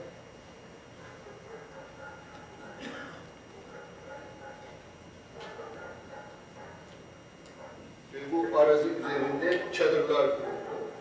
Çadırlarda yatıp kalktık ve başladık. İlk işimiz elimizde kazma, kürek, şu gördüğünüz ağaçları dikmeye, fidanları kazdık, ettik. Her tarafı ağaç, her tarafı ağaç diktik. Sonra gittik, ileride size gösteririm, kocaman bir kuyu açtık orada. Kuyuyu açtıktan sonra o kuyunun suyuyla bu ağaçlarımızı, önce buraları hortum yoktu, kovalarla suladık. Daha sonra koca hortumlar da aldık, tulumba yaptık. O tulumbayı her gün çektik, suladık bunları ve buralar yemyeşil alanlar oldu, kocaman alanlar oldu. Ve sonuçta şimdi biraz sonra göstereceğim binayı inşa etmeye başladık. O gördüğünüz binayı da biz çocuklar inşa ettik. Sadece başımızda bir tane Hasan Usta vardı, inşaatçıydı o, kalfa. Biz ona amelelik yaptık. Deniz kenarı buradan hemen hemen 500 metre uzaklıkta. Biz oradan sürekli elimizde teneke kutularla kum ve çakıl taşı inşaat yaptık. Yani kimimiz 7 yaşında, kimimiz 12 yaşında, 11 yaşında, hepimiz ilkokul öğrencisi çeşitli sınıflarda. Ve bu çocukların hemen hepsi Anadolu'dan İstanbul'a gelmiş kimsesiz kalmış çocuklardı, Ermeni çocuklarıydı. Bir kısmı öksüz, bir kısmı yetim, bir kısmının ailesi vardı ama Anadolu'dan gelmişlerdi ve burada okumak zorundaydılar. Dolayısıyla kışın Yenipaşa Ermeni Protestan Kilisesi'nin altındaki yuvada kalıyorlardı. Yazında artık buraya gelmeye başlamıştı. Burası bizim yazlık yuvamız olmuştu. Derken biz oraya cennet gibi bir mekan yaptık.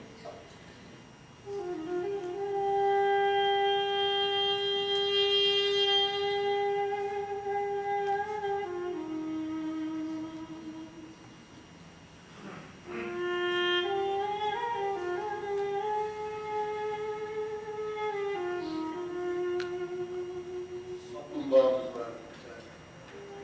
En sevdiğimiz yerde bu bahçe. Çeşit çeşit çiçek var. Akşamları serinler otururduk. Şu gördüğümüz önümüzdeki boş alan da çocukların oyun alanı, oyun bahçesi. Onlar oynardı, ben de burada oturur, onları keyifli izlerdim.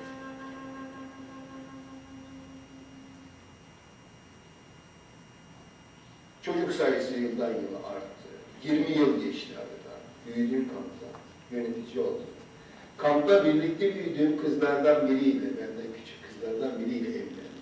Benim çocuklarım oldu ortadan 2 tane. 12 Eylül olmuştu. Çok çetrefilli günlerdi ve biz idare ediyorduk kampı. Ama ediyorduk. Çok kıt olanaklarla da idare ediyorduk. Ama bir gün bana bir mahkemeden bir kağıt geldi. Açtım baktım, aynen şu cümleler. Bu bir azınlık vakıflarının mülk edilme hakkı yoktur.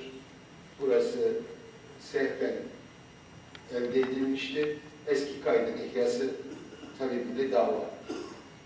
Siz düşünebiliyor musunuz? Yani siz orada sadece bir arazinin tapulu sahibi değilsiniz. Orada 30 yıllık çocukların emeğinin de devamlılığısınız. İşte orada orada harabe olmuş şu an. Şuraya çıkıp göreyim. Evet öyle. Biz burada kocaman ama şimdi bakımsız. Harabe. Bütün çam ağaçlarını, bütün bak bu palmiyeleri, bütün palmiyeleri, bak şu gördüğünüz püskül var ya, şu püskül. Şunlar.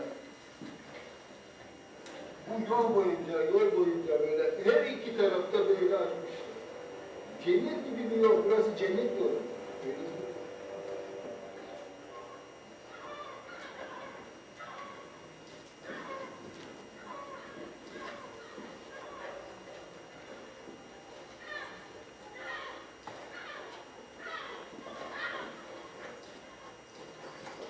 Binanın üst katları yapılmamıştı. Burada yemek yerdik.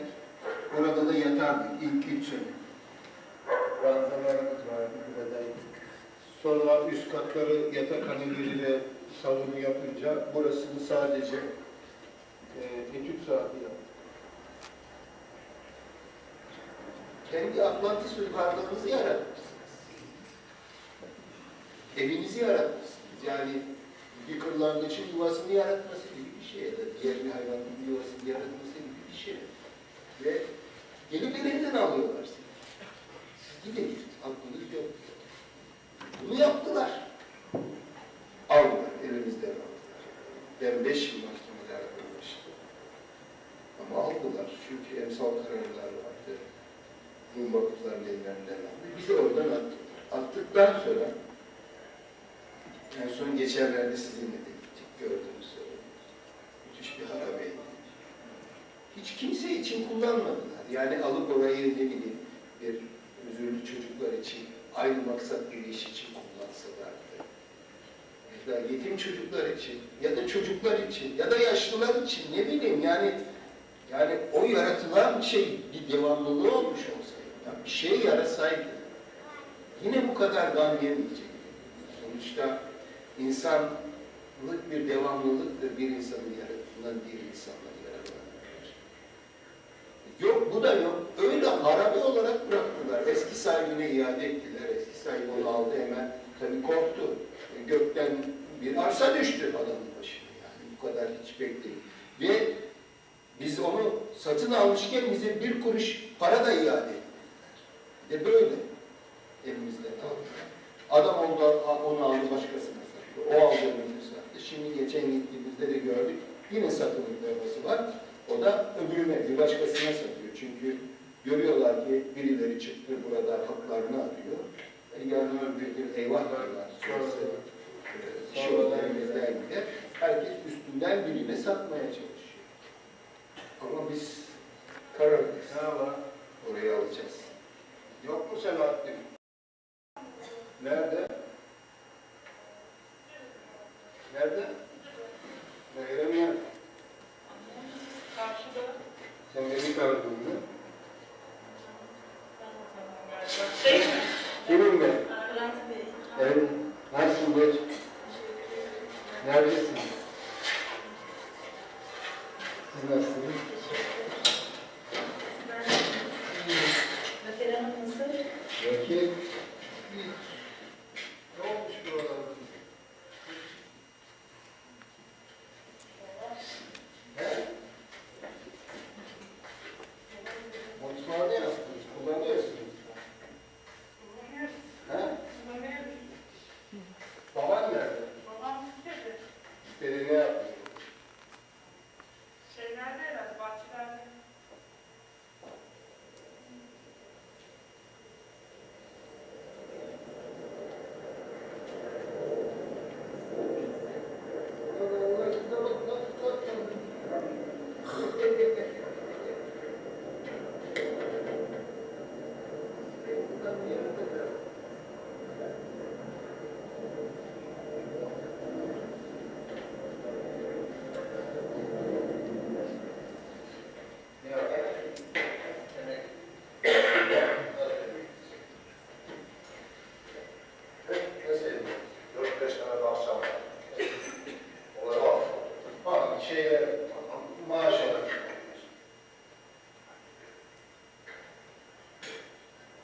Aşağı yukarı unuttum valla. 30 var değil mi? Var. 12 Eylül, buraya geldim 12 Eylül oldu. 1980 yok, 22. Tabii. 22 sene. Ben seni çok efendi tanıyordum. Samimi söylüyorum. İslam geldim, sonra İstanbul'a geçtim, Trabzon'da kaldım, sonra bu tarafa geçtim. Onun çocukları da bu kamptaydı. Şimdi hepsi büyüdüler. Selahattin bu kampta bekçi ve bizim bakıcımızdı yani, çalışanımızdı, her şey o ve eşi. Hanımı da mutfakta çalışıyor. Burada 200-300 çocuk bunlar var. Çıkıl farklı.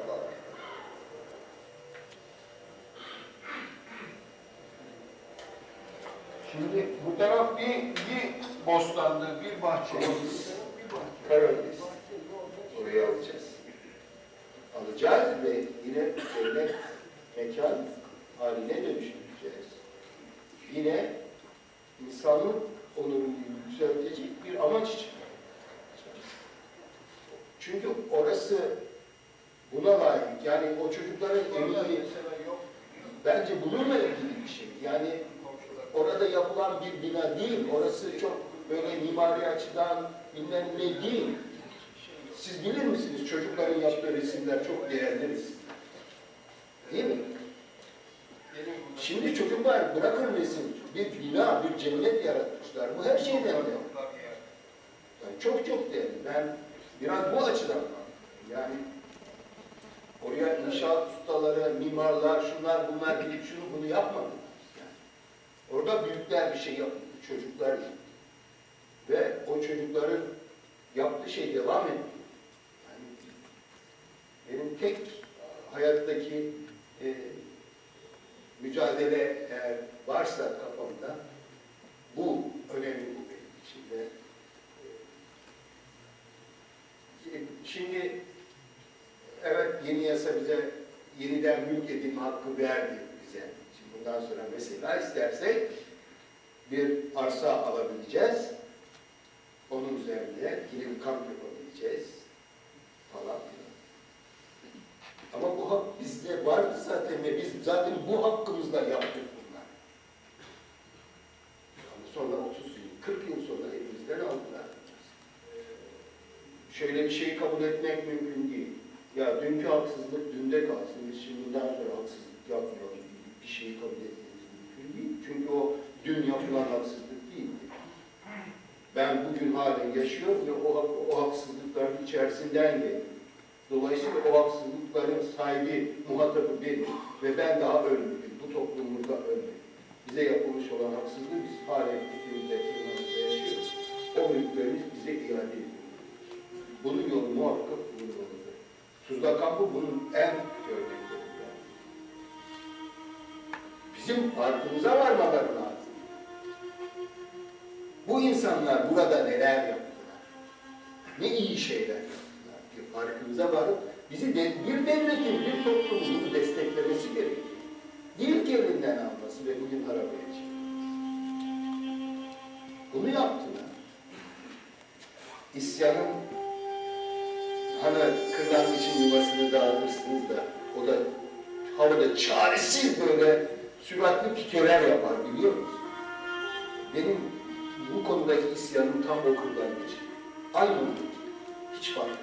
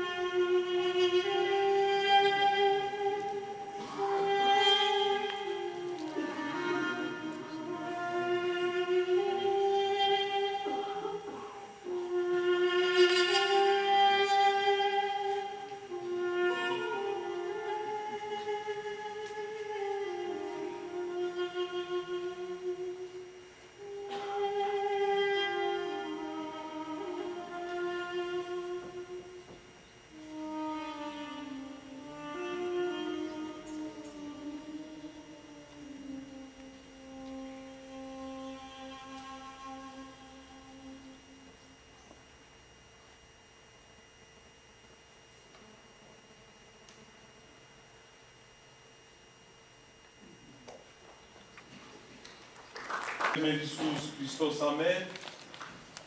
Hail Mary, sin same, vorel kineses, sur electianuco. From witness. That was the essence of HRANT. You can, it just reminds us how many of us got the same hug from him, that embrace, and the fact that he never discriminated between peoples. It's the other side of HRANT. It's amazing. We're moving on. I'm hoping that I can hear some of the answers to my questions, and I think the next one is my best shot because we have the experience and wisdom of one of the greatest Armenian scholars, someone who doesn't need an introduction from me, but I'll have to because I've done it for the others, so just bear with me. Richard Hovhannisyan is a professor of Armenian.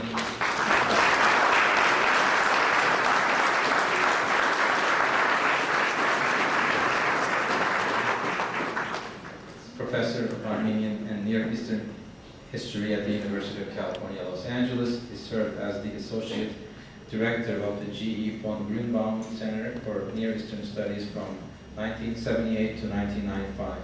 A member of the UCLA faculty since 1962.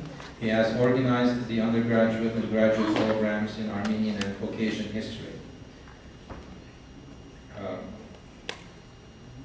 Dr. Hovhannisyan, a native of Tulare, California, received his BA and MA from University of California, Berkeley, and his PhD from UCLA.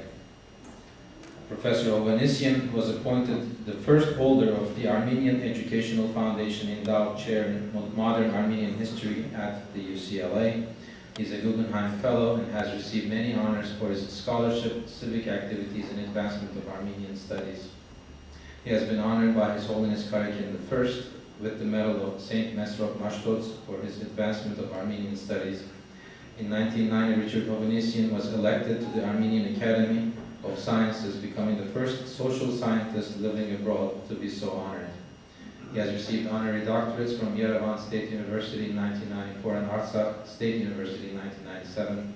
In 1998, on the occasion of the 80th anniversary of the establishment of the First Republic, Dr. Ovanesyan was presented the Moses Horenatsi Medal, an award by the President of the Republic of Armenia. On November 9, 2001, a Jubilee honorary celebration marked more than 40 years of Dr. Ovanesyan's truly exemplary academic and personal life as a scholar, teacher, mentor, and a friend. In 2002, the President of Artsakh, on behalf of the people of Nagorno-Karabakh, personally presented to Dr. Ovanesyan the Republic's Medal of St. Mesrop Mashtots. It's truly, really, truly my honor to call on Professor Ovanesyan.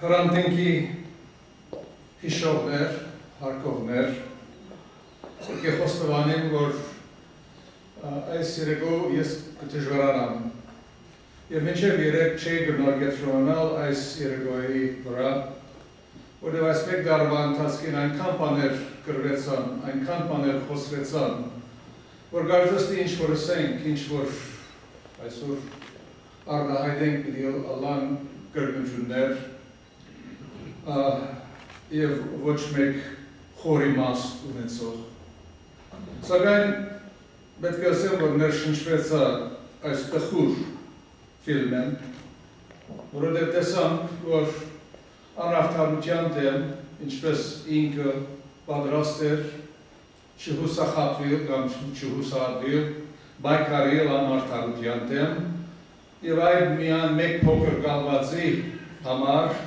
Եվ մենք գիտենք, որ ասկովին մենք ունենք ամբողջ երկիր մարգալվածներով լեսուն, որոնց համար այդ պայքարը կշարունակվի։ Գիտեմ ևս, որ հայախոսեք մեծամասնությամբ եւ շատ ավելի հաճելի պիտի ոլար, եթե ես հայերենով շարունակեի իմ տգար հայերենովս, սակայն քանի որ երեք նստեցա եւ սկսա մտածել, թե ինչ պետք է ասվի, կամ ինչ կարելի է ասել, շարադրեցի այս 10 վայրկյանոց երևի անգլերեն գրված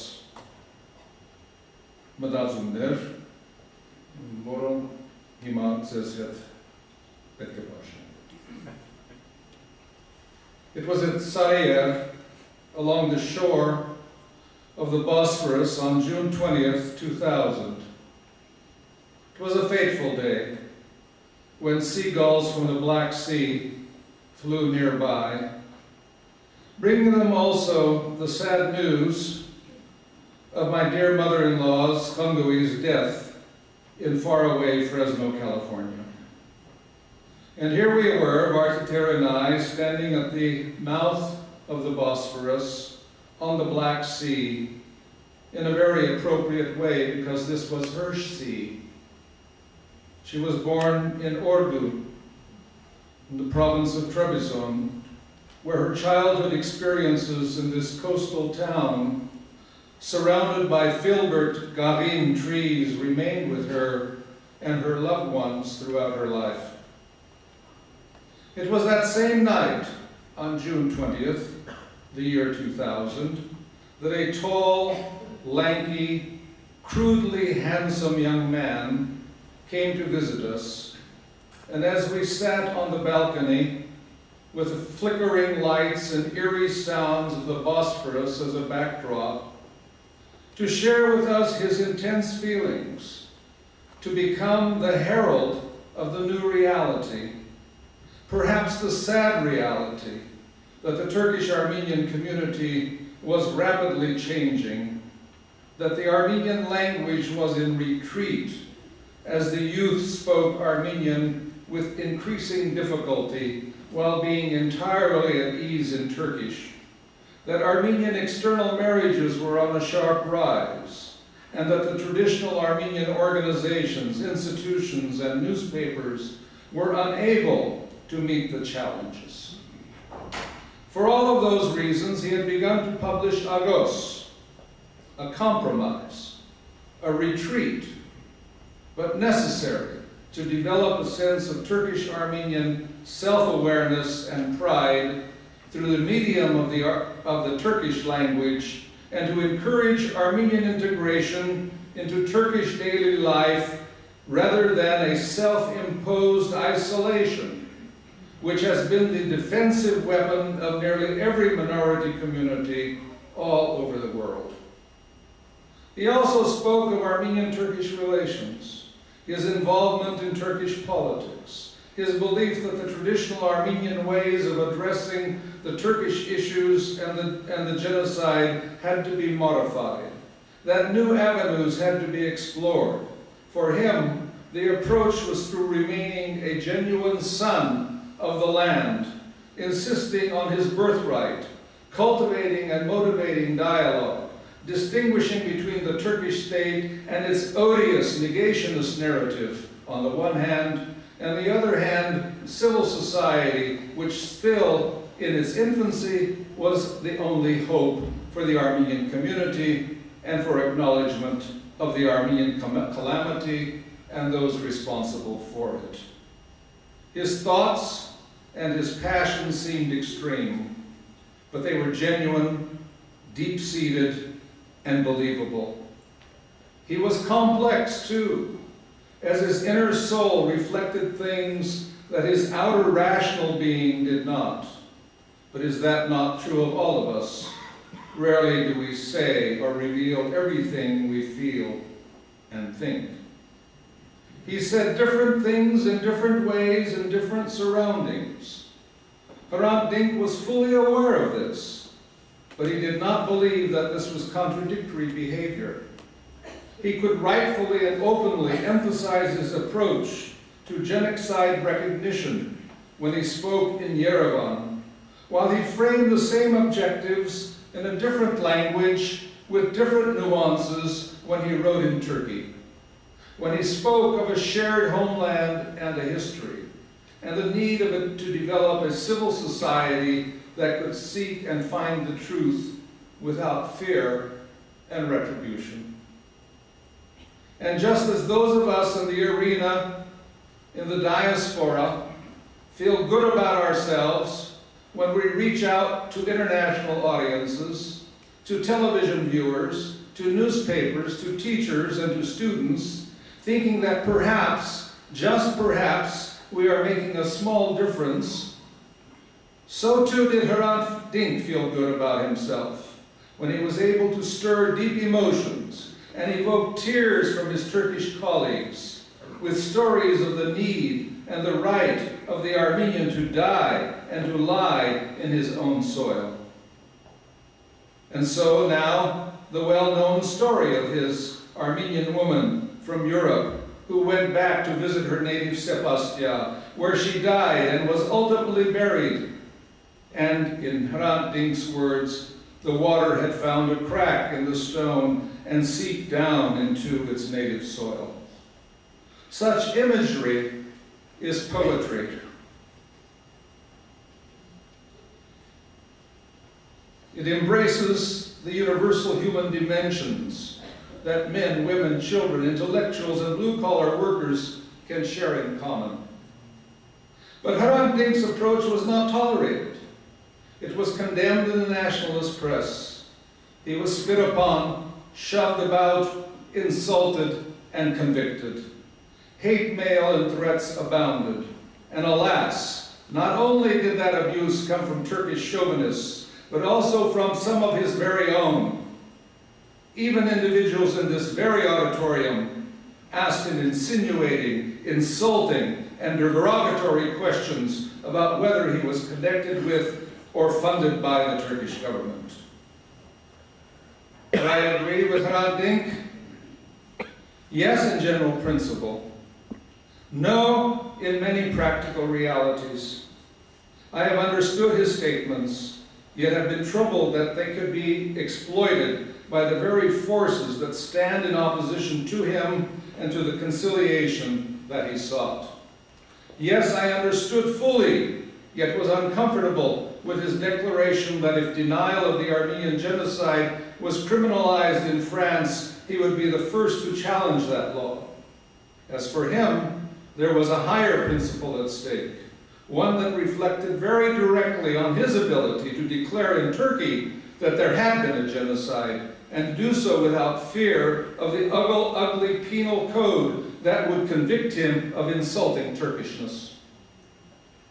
Do I have an alternate approach beyond our old, unbending, inflexible, maximalist demands, however unrealistic, that have been heard for decades and that continue to inspire us, young and old alike?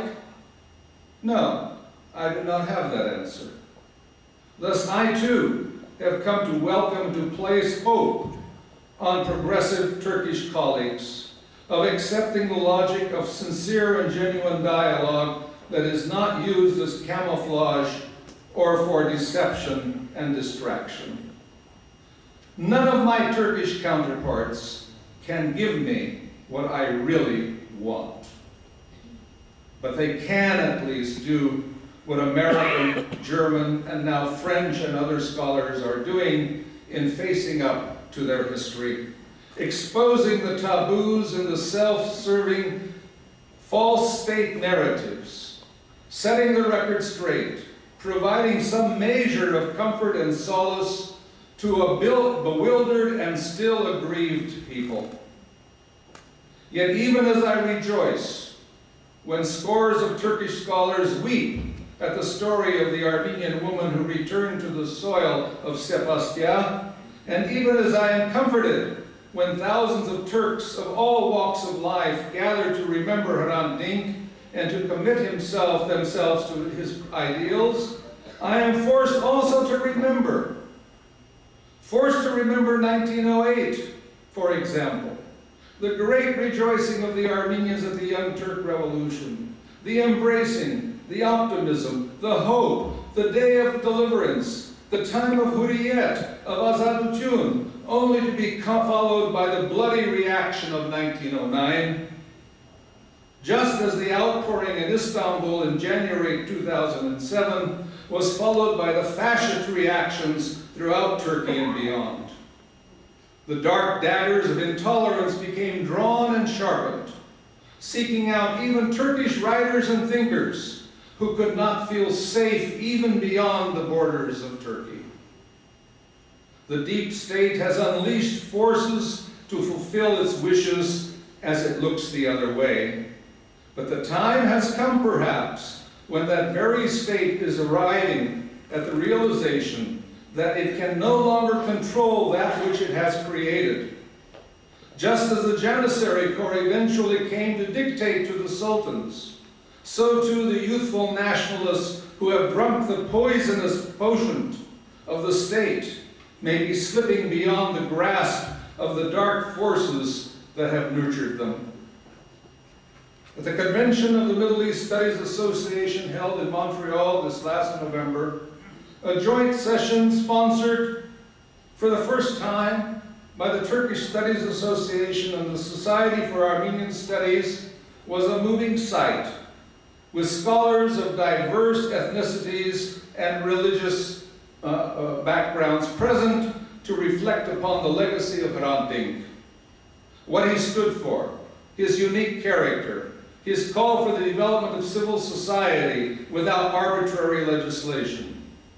There along are scholars Hraç Çilingirian, Levon Zekeyan, Fatme Muge Göçek, and the new editor of Agos, Etienne Majubian.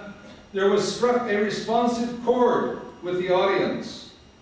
They gained sustained and enthusiastic applause when Majubian reiterated Dink's call to lay aside ethnic labels and the competition of who invented what, or of what ethnicity was this or that official, and rather to embrace the concept of a common Anatolian culture in which all the component groups participated.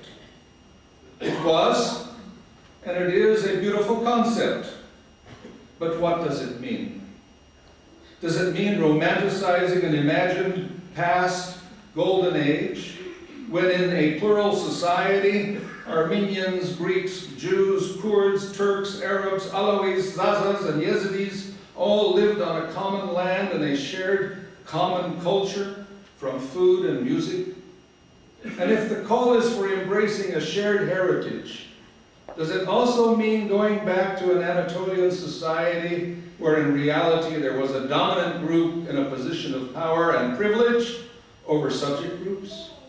For if so, would that not only reinforce today's deplorable reality? Majuryan did not mean this, nor did HRANT Dink mean this, nor did those who applauded for so long and so enthusiastically the statement of a common Anatolian identity, as this was their way of rejecting intolerant Turkish nationalism. But still, this question remains a challenge for us, and especially for our progressive Turkish colleagues, as we commemorate the towering figure and powerful impact of HRANT Dink. He knew, and he felt his approaching tragedy. Yet somehow he could not bring himself to think that it would actually happen, or to take the decisive steps to avoid his fate. Was it his chasmet? Was it written on his brow that he should become the martyr?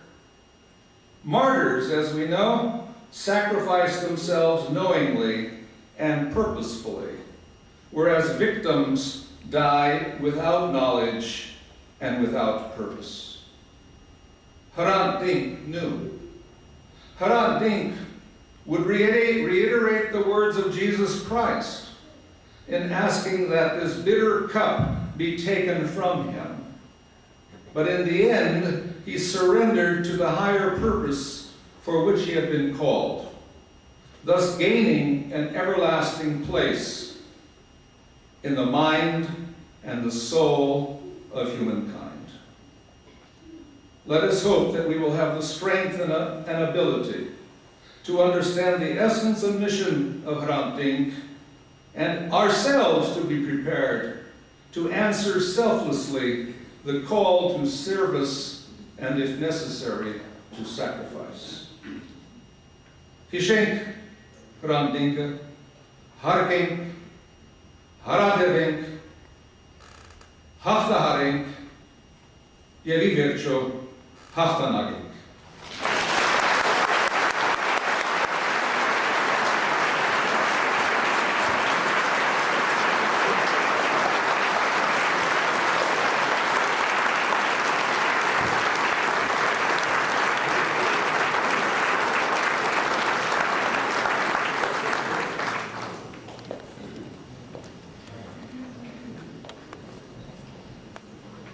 Thank you, Professor Hovannessian. Thank you for your precise, accurate analysis and all the thoughts that you provoked. It's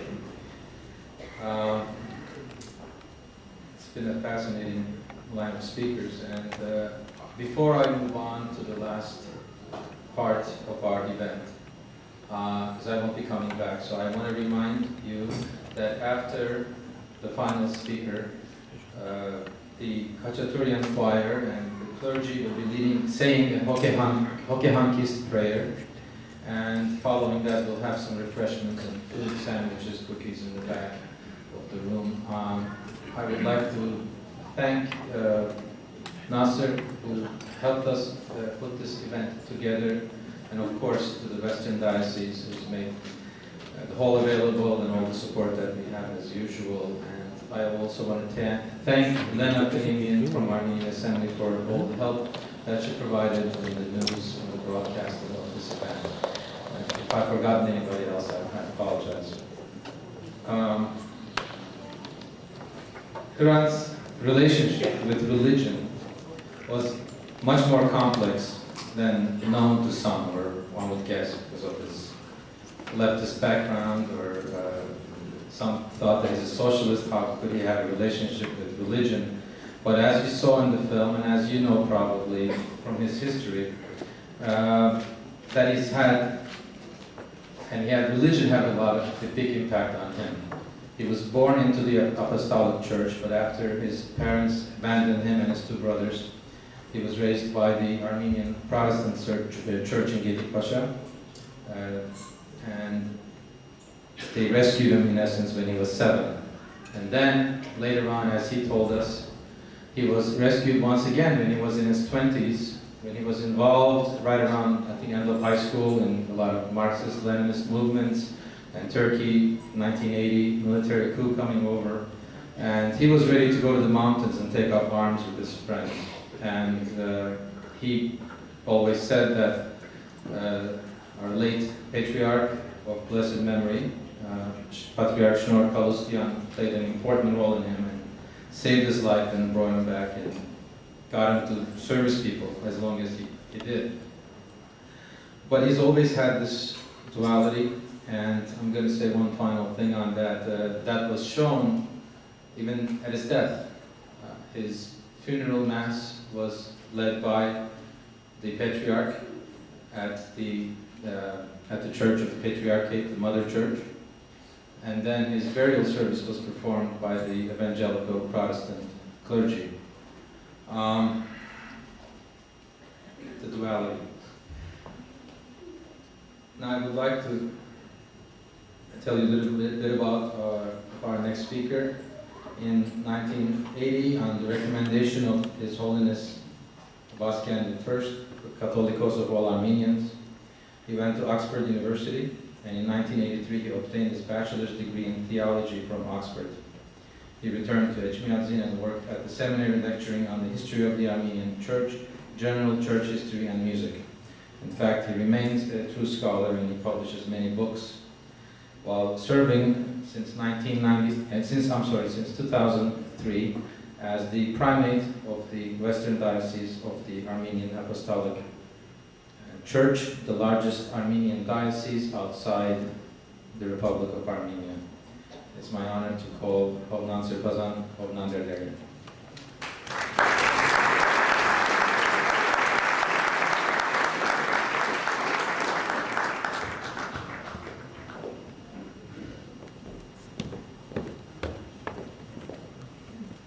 Սիրելի ոգևոր եղբայրներ եւ սիրելի հայրենակիցներ,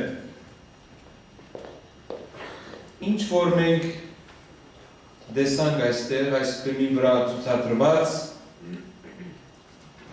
դեսերիզը մանրամատումն է մեր ժողովրդի պատմության, իրավասրգված հայ ժողովրդի պատմության։ Ուշիուշով հետևեցանք արդասանված խոսքերուն, բատգերը, որ կներկայացներ, թե ինչպես մեր նախնիկ կգառուցեին, կգերդեին, կեղեցիկը, փարին, Աստծո աչքին հաճելին եւ ընդուներին, եւ թե ինչպես ապրելու եւ վայելքի իրավունքը կխլվեր նաեւ մեր նախնյաց, մեր հայրերու եղերնը, թաժան եղերնը ապրած մեր հայրերու յանքին։ Այստեղ նաև ներկայացված խոսքերը յուրաքանչյուր ելույթ վեր կհաներ կգծեր Հրանտ Դինքի կյանքը, անոր փիլիսոփայությունը, հավատքը, որ անոր կյանքի մեջ են կդրսևորվեր համոզմունքները եւ հավատամքը մեկ խոսքով, պատմության հանդեպ հարկանքը, անգերց հարկանքը։ Երևան մեզի համար նաև խորհրդավոր էր, որովհետև իր անձի մեջ մենք կգտնեինք հոգևոր գերբանափոխությունը մեր կյանքին, այս երեգոն գդրվելով ժամանակեն և դեղեն, կարծեք անգամ եվս մեր առօրյա, մեր համայնքային կյանքի մեջ դարձնելու համար նոր հանքրվանմը, նորոգված հոգով, հարոյական, հոգևոր և հայրենական արժեքներու դեսիլքով շարունակել ապրելու համար Աստծո կողմէ մեզի դրված շնորհը, որ կյանքն է։ Մենք մասնավոր կերպով ուզենք գնահատանքի մեր խոսքը հղել Հոսայի միության, Նասր գազնագերգության և Army Educational Foundation-ին, որոնք միասնաբար այս երեգոն գարելի դարձուցին արդարորեն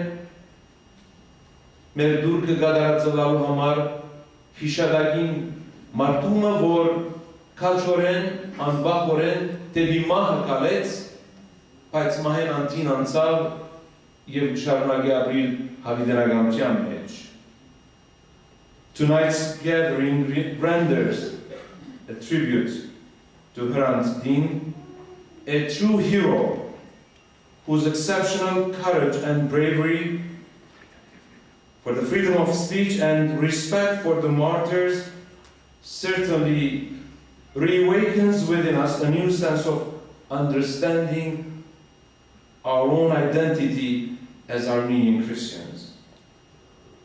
Martyrdom is the price for justice, freedom, and identity. HRANT DINK's martyrdom has certainly challenged the Armenians in Armenia and in diaspora for the quest of justice, freedom, and identity. And martyrdom should and ought to be celebrated in the life of humanity. The first anniversary of HRANT DINK's assassination calls on us all to live a dignified life, a life spiritually enriched for God and humanity. Tonight's commemoration deepens in our souls not only the genuine respect for HRANT DINK and his martyrdom, but also the strength to be fighters for freedom and justice. HRANT DINK's assassination should not be forgotten. His martyrdom should be celebrated year by year, and in doing so, we make his martyrdom the mirror of our life and identity, the way of our God-given life.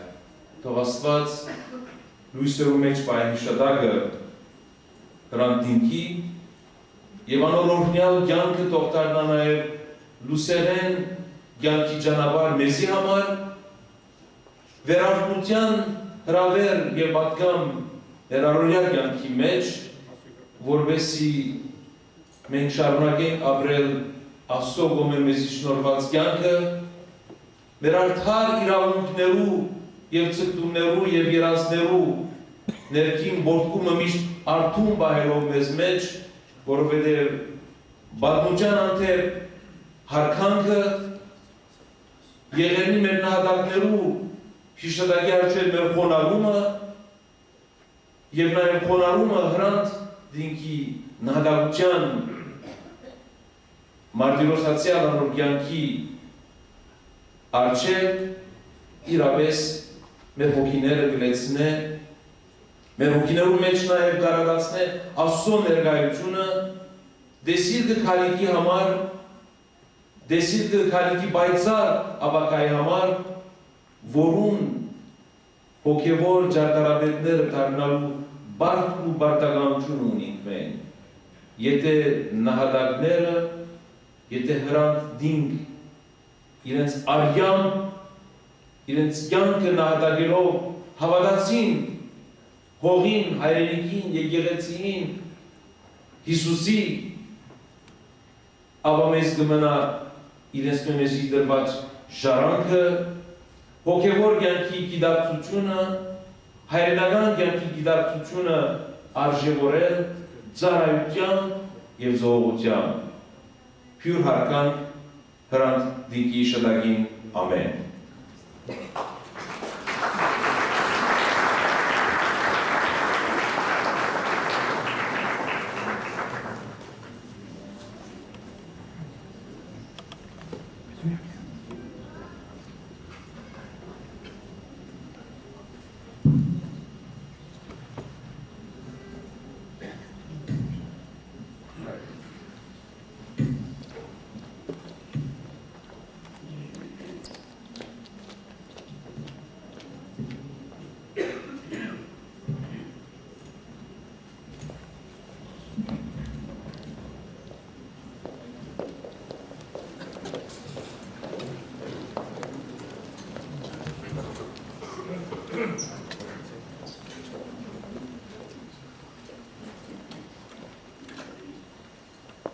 Օրհնյալ Տեր մեր Հիսուս Քրիստոս ամեն, Հայր մեր, միասին ասենք, որ երգինս ես, Սուրբ Եղիցյան Տուխով, եկես թե արքայություն Քո, Եղիցին գամ Քո, որպես երգինս է բերվի, դսած մեր հանապազոր, դուր մեզ այսօր, և թող մեզ սպարտիս մեր, որպես և մեկ տուղն ու պերոս վարտավանած, և մի դանիրս մեծի կործություն, այլ հրգյազ մեզ չարեք, Զիքոյ արքայություն և զորություն և փառք Հավիտյանս Հավիտենից ամեն։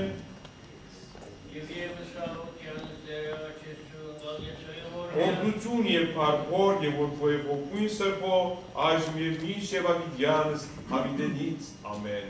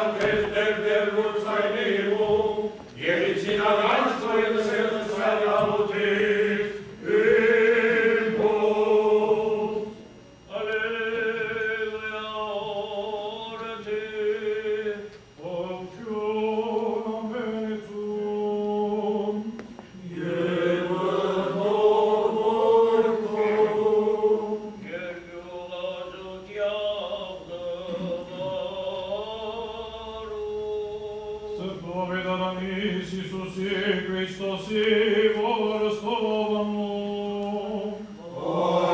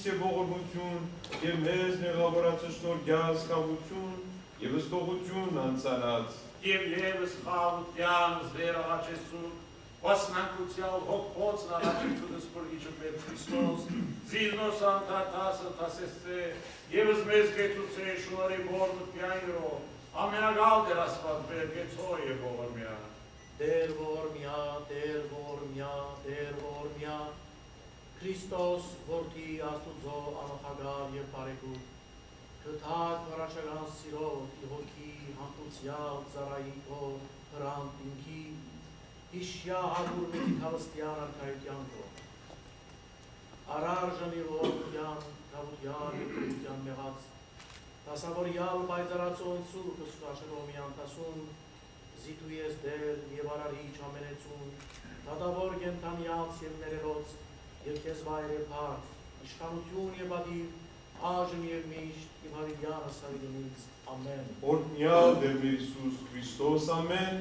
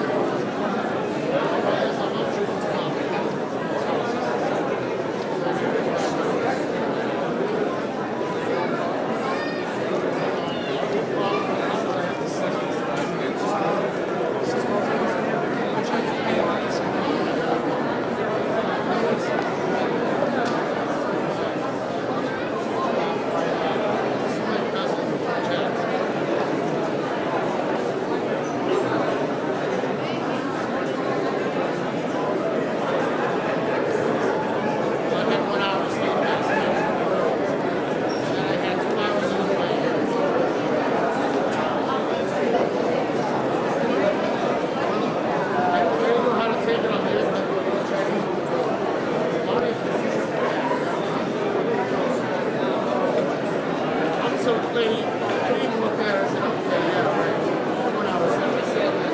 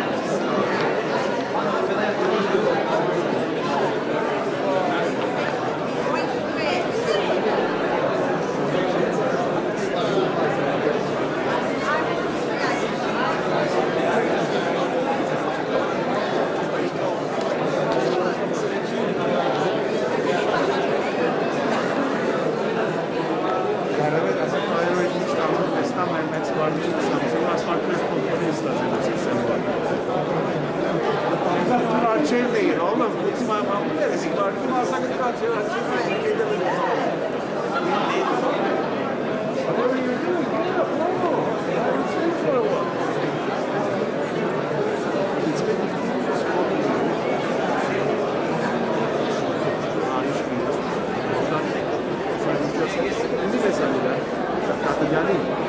Am venit, grazie, mare corza